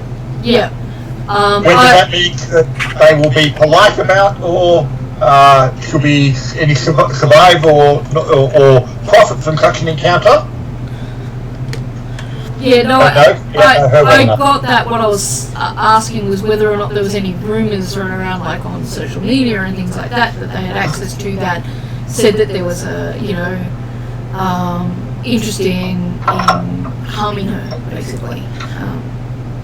There was no interest in her itself, just what Neon Flux had, and not many people were able to make the connection to Queen Conchita. Yeah. And you did make those connections. Yeah. So I just wanted to assure myself that I don't specifically need to go back and take care of her safety, and so I've followed up that lead. I'm happy to now gear up our mage and find out what we need to do for Genghis Khan. You don't think she's in any more danger than she was before yeah. she sold the chips? Yep, okay, awesome. It's this sort of thing that any time a Joe Nobody is being looked at by the corpse, they're in danger. I was just following up on your suggestion that whether or not we should be concerned about her welfare more specifically, and having gotten enough information to say, well, no, Winslow should be taking care of it anyway. It's all good. I'm happy to move on and start work on this Genghis Khan meet that we've got in 11 hours. Yep. And yeah, added to that, presumably the information that you just got from was it blood from Blake? Mr. Blake. Yep.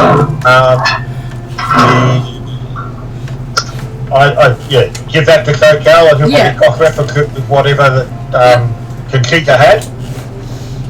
And also, there's all those. They gave us an extra bunch of data chips as well, so I'll pass all of that on to SoCal as well. Yeah. Fortunately, Chris is out for the moment. If he makes it back, you'll let us know. Yep.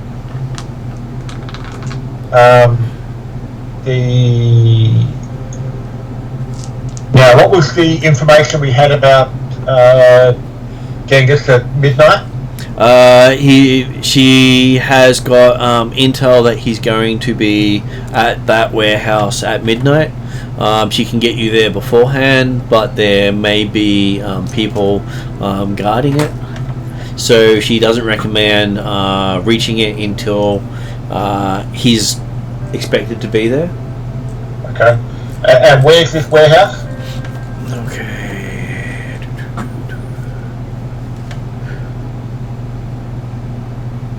Trying to figure out where it actually says the warehouse is, because there's so many things about the warehouse, nothing actually says where it is. I mean, I'm just talking about general neighbourhood area types, in the idea of whether or not it's worth us doing any bit of information, in the sense of whether if the warehouse is owned by a corporation. The warehouse, you're able to find out from Val, is in gang territory. It's in the middle of the Blood Rumblers, the Red Rovers, and the Spike Wheels. Okay. So I'm going to say it's in Redmond somewhere. Yep. On that idea, do we know that territory at all, or does Desmond know that territory at all? It's streetwise punt from the streets of Seattle. You know the area. It's one of those areas you avoided because those guys are nasty. Unless you're actually wearing the colours, they tend to punch first and talk later. Okay then. And so apparently Cooperman/Khan is going to be there at midnight. Yep. Do we know what he's going there for? She got no more on the intel, just that the word on the street is he's going to be there. And that the 3 gangs will be there as well. And to those 3 gangs, when they normally meet, I'm assuming that blood would normally flow? That is correct. That's partly why they all use a red motif as part of their colour. Well, I meant their own blood between each other. That's what Val tells you. Right. So and they are rival gangs. They are rival gangs, and they're meeting, which is not a word that Val thought would ever happen.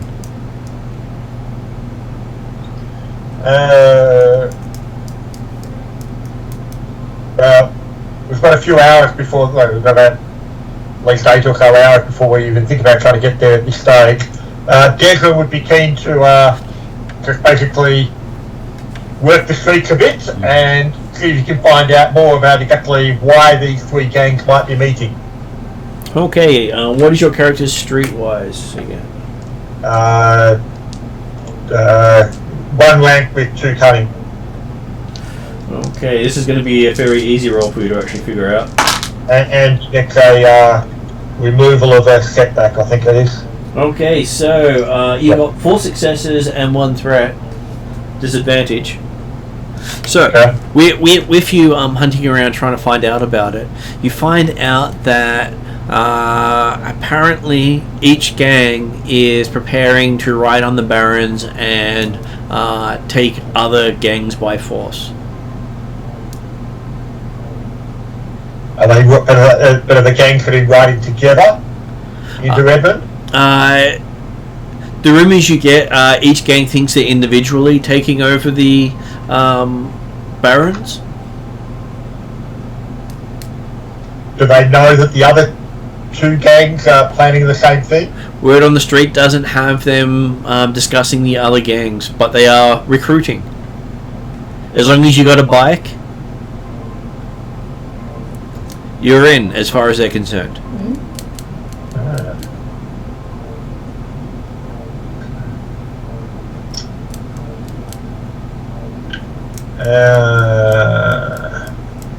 And well, having said that, Desmond hasn't been formally educated much, I'm guessing he probably doesn't necessarily know a lot about the history of Genghis Khan. No, but it's not hard to look up. Well, that's what. Okay. Apparently, the new guy spent a bit of time at school, so he might know something about the name. So, it's not hard to work out the fact that Genghis Khan is a recognised leader of Mongol hordes, and if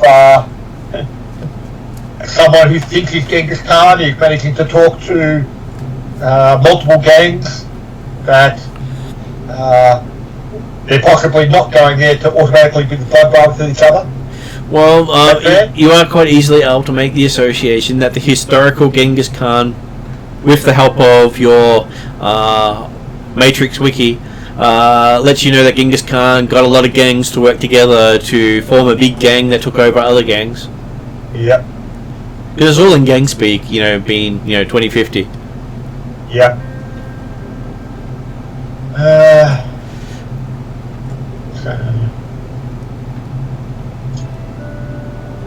Well, okay, I'll talk to the others and explain the idea, and thinking that, yeah, okay, well, if the leaders are all gathered, or sorry, if the gangs are all gathering to meet with Genghis Khan, or meet at that location, and Genghis Khan is going to arrive at midnight, presumably it is going to be to try and combine all their forces to then take out the entirety of the Redmond, the rest of the Barrens, as we've been discussed. Possibly not the area currently controlled by the Dragon Knights, but we'll see how they go. Or we'll point them in that direction. Hey, I'm sure Khan versus Dragon won't go very long, but you might lose yourself out of commission.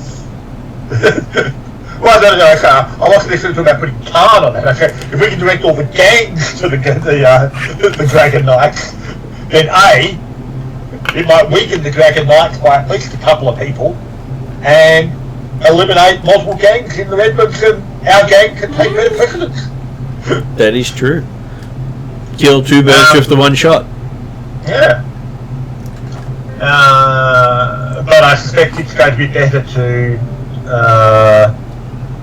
avoid them combining forces in the first place, if we can sow mistrust and doubt between them. It shouldn't be hard to do, particularly if we can eliminate any unifying force with Genghis.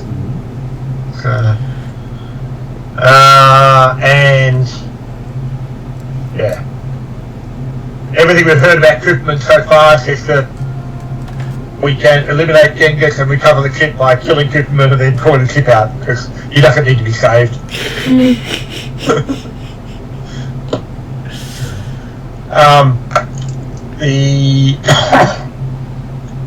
So, Jasmine would probably suggest that it would be good to get there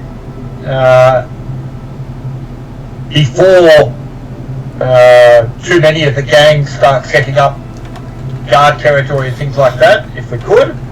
Well, Val can get you to the top of the warehouse where, because most of the gangs don't have the technical aptitude, the top of the warehouse was set up for her to be able to come in and land as part of the job she does with the smuggling. Okay. And this was a place where she was actually working with Cooperman previously, but not currently, which is why she knows how to get there and how to come in stealthily. Okay. But the as far as Cooperman's concerned, are you still a contact that he would call upon occasionally? She doesn't or know. Ever since she put the chip in, she has no idea what's happened. And if that's the case, then, as you said, she was acting under a different persona. He may have had contact with the other persona. She does not know. Yeah, as far as aware, though, if Cooperman saw your T-Bird coming in and landing on top of the warehouse, it would automatically raise alarm for him. It shouldn't. No. But then again, if they actually see her T-Bird coming in, she'll be quite surprised. Fair enough. Because her rotorcraft has a lot lower profile than most of those. Oh, and I have no doubt that the skill, because you can get us there from the Orks. Yeah. It does mean that we've got an additional moment of surprise necessarily, if it's the idea that if you're spotted, you may not necessarily automatically be seen as a threat. Just as long as you don't make her tangle for dragon, she'll be happy. Yeah, no one wants to do that. Never deal with a dragon. And the other saying is never trust an elf, but you seem to be doing okay so far. Hey. You can't believe everything you hear.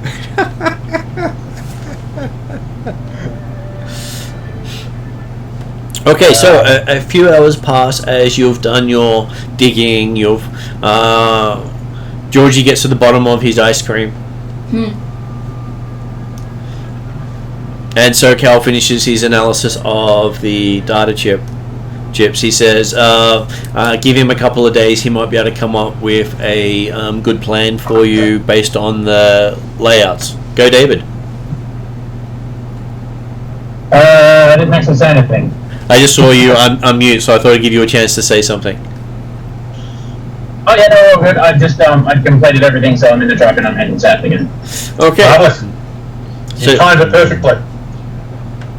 Yes. So yes. I didn't have a one-liner for you. Sorry. No, so we call the kind of thing that like we if you weren't really had the opportunity to pay attention, we were just doing a bit of legwork type stuff and getting a bit of background. So yeah, no, I called most of it. Cool.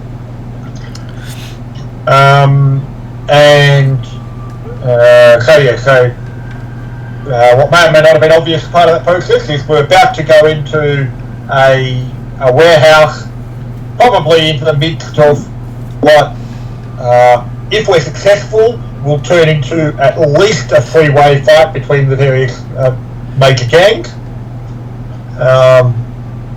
And we're not that's all I need to know. Exactly. So, for the idea, you come in loaded for bear because we're going into the barracks. You don't have to worry about what you don't take. Cool. Say less, let's go. Okay. And so Val thinks she might be able to get you in there just after sunset if you want to get in early. But that doesn't recommend trying to take people out until the big guy arrives. Oh, absolutely. And like I'm thinking that maybe he looks across at Georgie and thinks, do you reckon you could stay quiet for a little bit if we find a hidden spot to watch what's happening and avoid fighting anyone immediately? Georgie stares at you and says nothing.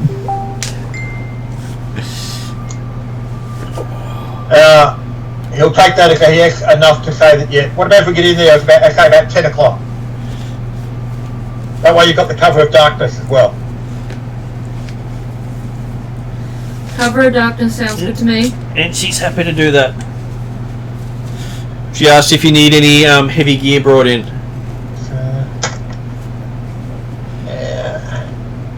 Just me, mate. I'm going to say, Declan's not a natural with longer arms, or... Can you just check my stats? I think I've only got right arms. Range light, I would have, yeah. Yeah. Yeah.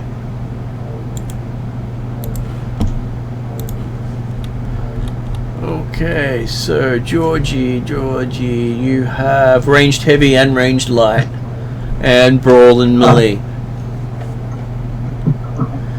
Remember, you were a experiment after all. Yeah, no, I just couldn't remember exactly what was going on. Exactly what was in the character sheet. Is it feasible for Georgie to go and find some sort of heavy weapon? It is. My pistol should be enough. Like some sort of dacky, machine gunny.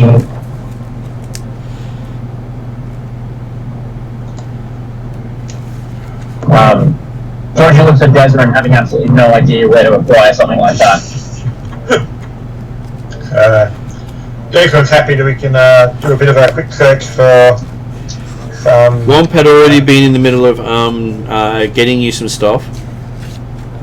Who was that? Womp had been. Oh, right. So yes, coming shortly, you're expecting a shotgun, a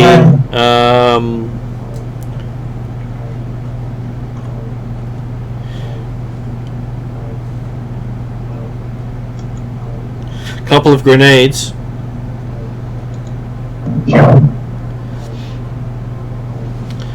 He had managed to get a carbine also sorted out. I've already got one of those.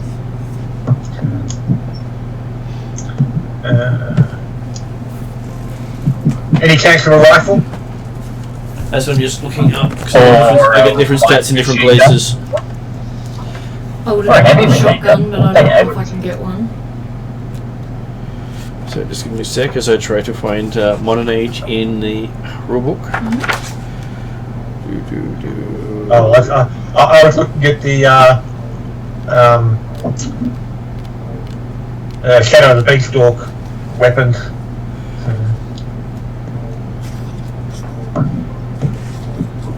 I'm just imagining like a brief arming up montage now. Okay. Some sort of like EDM thing. Submachine gun looks to be something that Declan would be happy with. So yes, a submachine gun and one sniper rifle.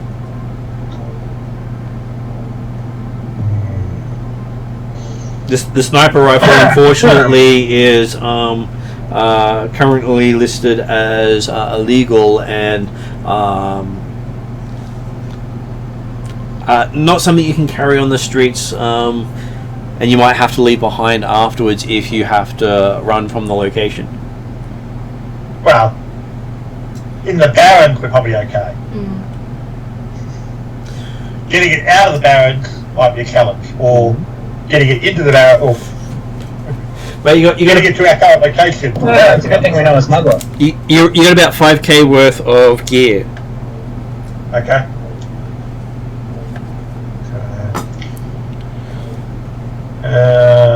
Well, I don't know if we went through it. It's a good thing we know a smuggler. It is. indeed. And so Declan's got his black market contacts as well. So.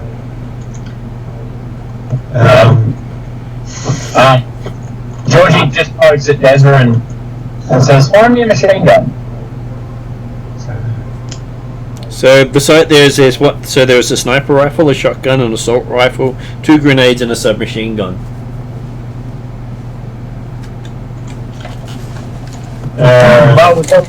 Georgie grabs the assault rifle. There is a hand cannon, but it's sized for a troll. Yep. The assault rifle is critical for your life. Georgie drops the carbine and takes the assault rifle. Declan will grab the submachine gun and the sniper rifle, but he's not necessarily planning on using the sniper rifle at this particular battle, probably. Are we getting weapons at this stage? Yep. Also, You got to given a crate of weapons also that you can split pull with from. eights with and Ariadna and I. So would you like a shotgun? I'd like at least a sawn off if I could. You pick up the shotgun that they had there. Yeah, okay. What else did they have in the crate? Just out of curiosity. 2 grenades. 2 grenades, okay. And David was suggesting share them, 1 each? Yep, we'll go halves. Desmond can sit back like a nerd. Oh yes, I don't need a grenade. That involves me getting way too close. So that's a shotgun and And that's a grenade.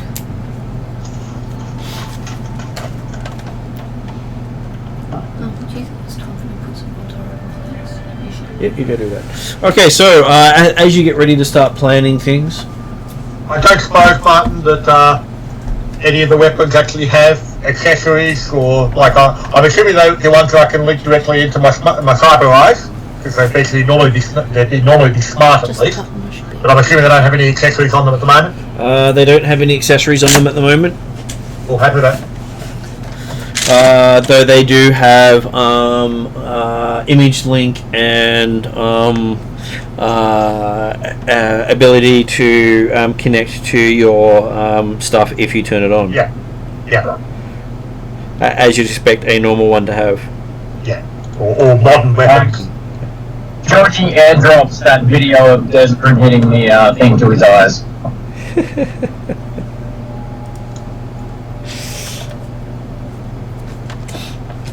So yes, Desrin gets another video sent to him. Ping! He's just looking, hey, I'm famous like that other guy in the white heavy armour.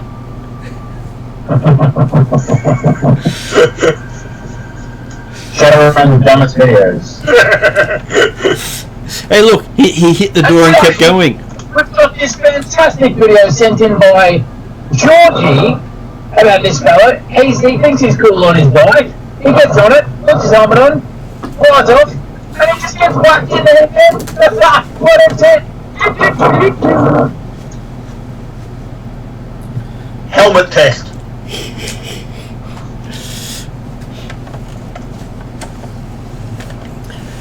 Yes, helmet tests always come in handy. Or heady, as it turns out.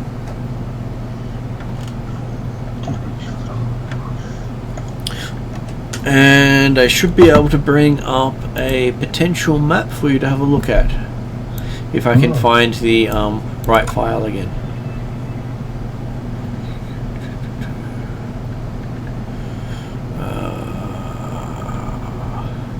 It's always amusing when you go, what game am I playing today? I do it all the time when I'm trying to find the characters as well, because I have a different app for Pathfinder and a different app for 5th edition. Yeah. Just for the characters. And I'm going through trying to find my character, like, where the hell is Bella? Like, there's so many names here. Where's Bella? Right, I'm looking through my 5th edition characters.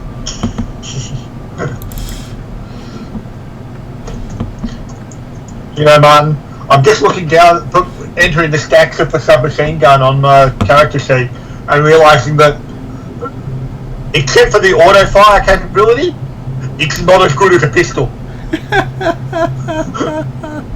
So I'm going to have to check exactly what auto fire does. Auto fire means that you can add a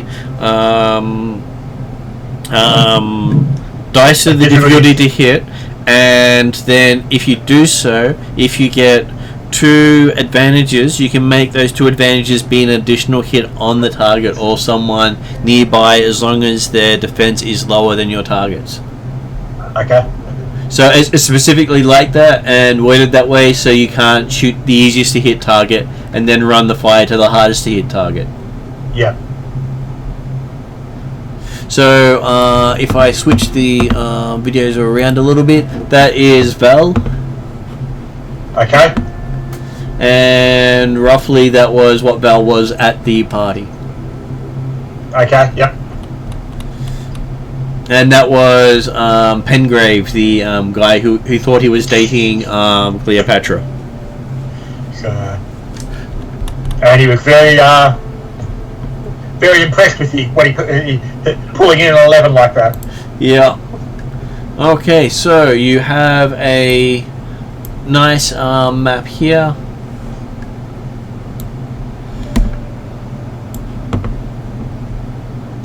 Giving you a layout of where roughly the different people will be. You've been told that there is a sewer exit at the top. Okay.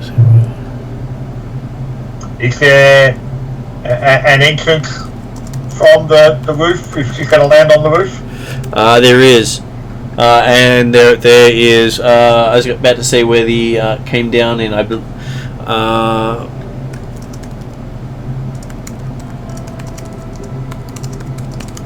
Just reading through stuff. Let's see. Okay, fine. So Area 1 is the manager's office. Area 2 is the receiving clerk's office. I believe Area 2 may have roof access. Secretary reception is 3. 4 is the main entrance. Yep.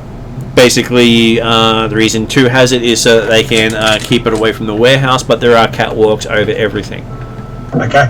So you can actually shoot from above. It does make you vulnerable to some weapons fire, but it does give you cover and height advantage. Yep. You have the high ground. Good fixability. Easier to hit at people that might be hiding behind some of the boxes or something. That is correct. Okay, so with that sort of information, do people have thoughts on how they want to go about this? Well, it's currently you and Georgie planning it, as Ariad is currently indisposed. Okay. So, yeah, okay, so we're going to go. Georgie just looks at you and raises an eyebrow. Are you serious, mate?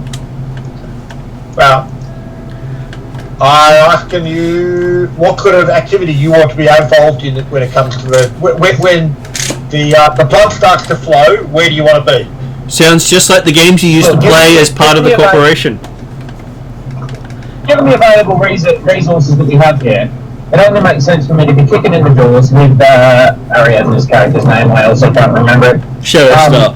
Following close behind. Shadowstar following close behind, and you providing Overwatch. Anything else would just be silly, really, but it depends on how quickly you want to go loud, and, you know, if there's anywhere for us to hide, separate to you. Well, I'm happy with that kind of plan. The only modifier I'd have is we're planning on trying to get there a couple hours early, so we've got an opportunity to actually both get good hiding spots. I'm going to take a spot up in the gantry or something like that, and you and the others can be in a good spot to actually use your initial range fire, but then step in and kick ass and chew gum, but even if you haven't got gum. Yes, mate, in other words, water is wet. I've got the bathroom already left up, so I'm good to go, and then wait until if you take the first shot, then we'll follow through. Cool, happy with that. One final point. Cooperman/Khan can die, but don't damage his head. Well, that's boring, but alright. So, because we don't want to damage the ship. Look, I'll be honest, mate. I don't actually know why we're here, and I really don't care. But if there's something to kill, I'll go kill it for you, and especially if it makes us money. Exactly, but it only makes us money if you don't damage the chip in his head. Yeah, you've said that. Don't kill him by headshots. Okay. And hammer time, go for the chest, not the head. Well, Desmond's also privately concerned that, well, Georgie, don't go for headshots, fine. So he swings his hammer up from underneath and goes all the way through. Yep.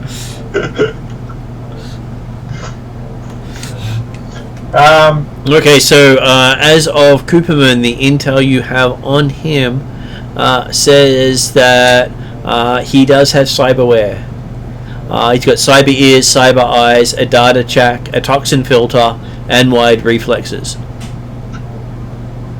Hang on.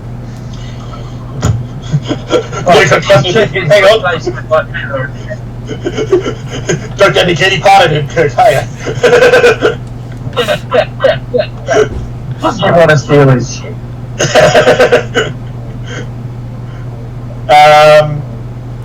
Well, I say, hey, as Mr. Blood said,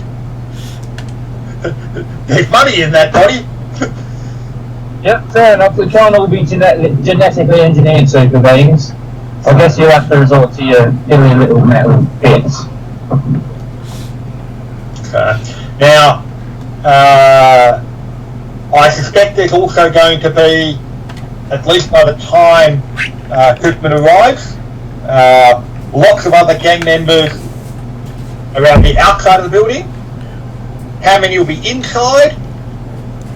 Not certain, but presumably there'll be some. And obviously, they can all be eliminated as well.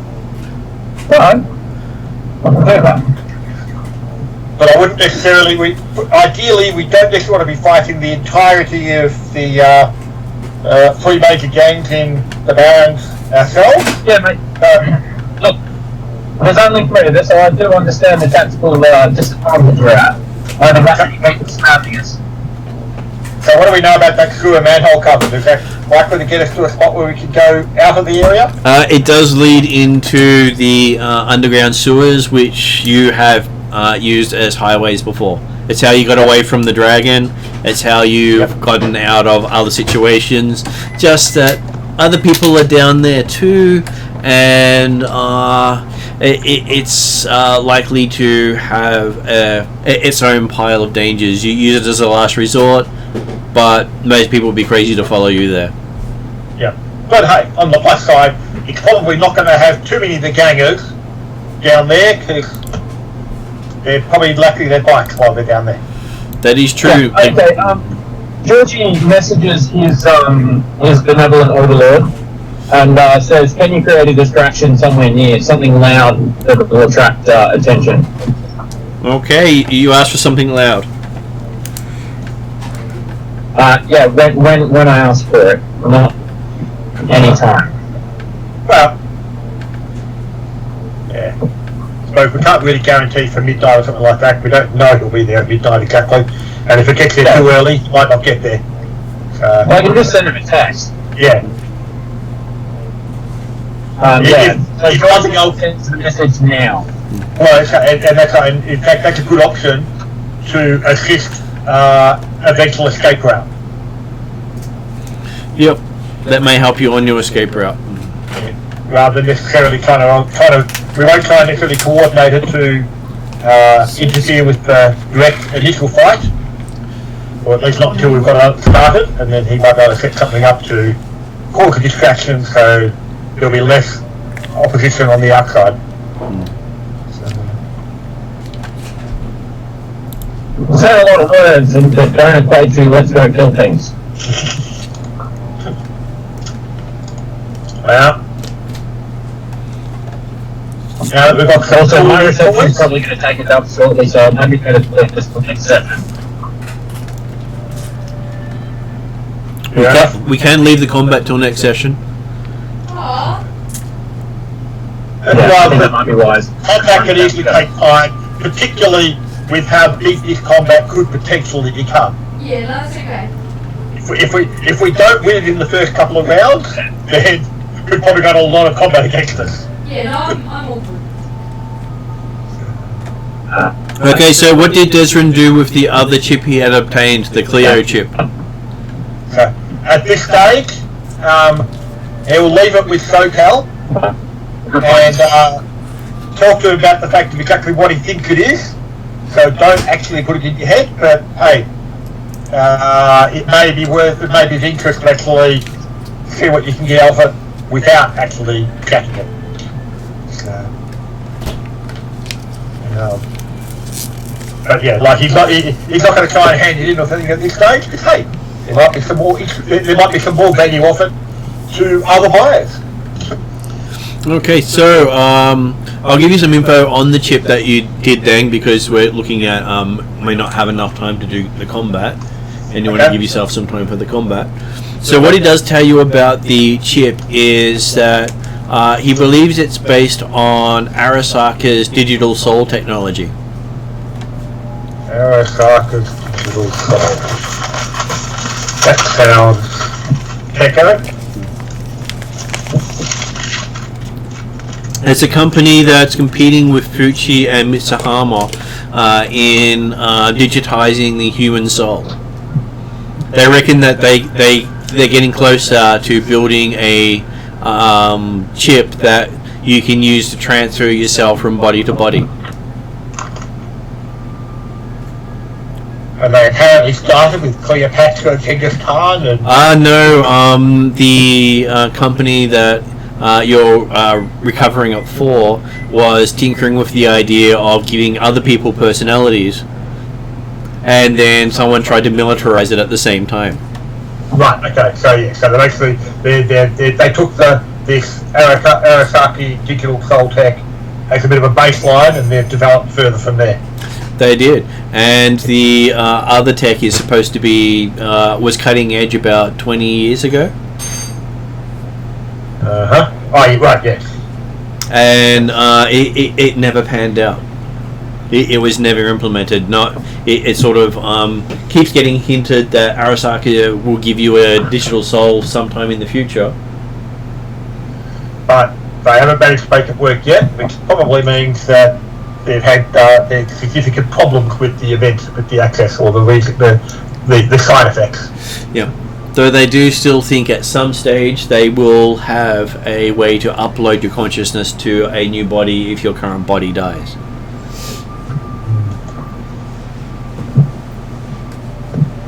Or just try different bodies just for the hell of it.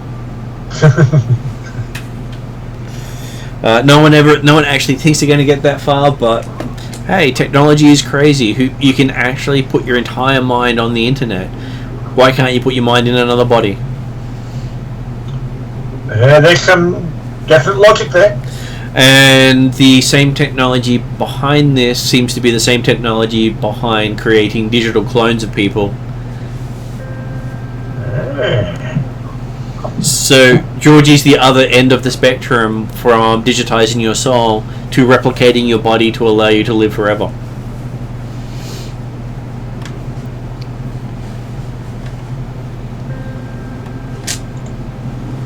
So you get a message back from Overmind. He's more than happy to give you some sort of craziness happening around 10 minutes from you when you message him. Cool. Asking, do you care how he implements said craziness?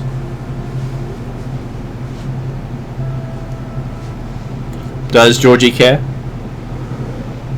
I don't think Georgie's there. David is there. Oh, David is.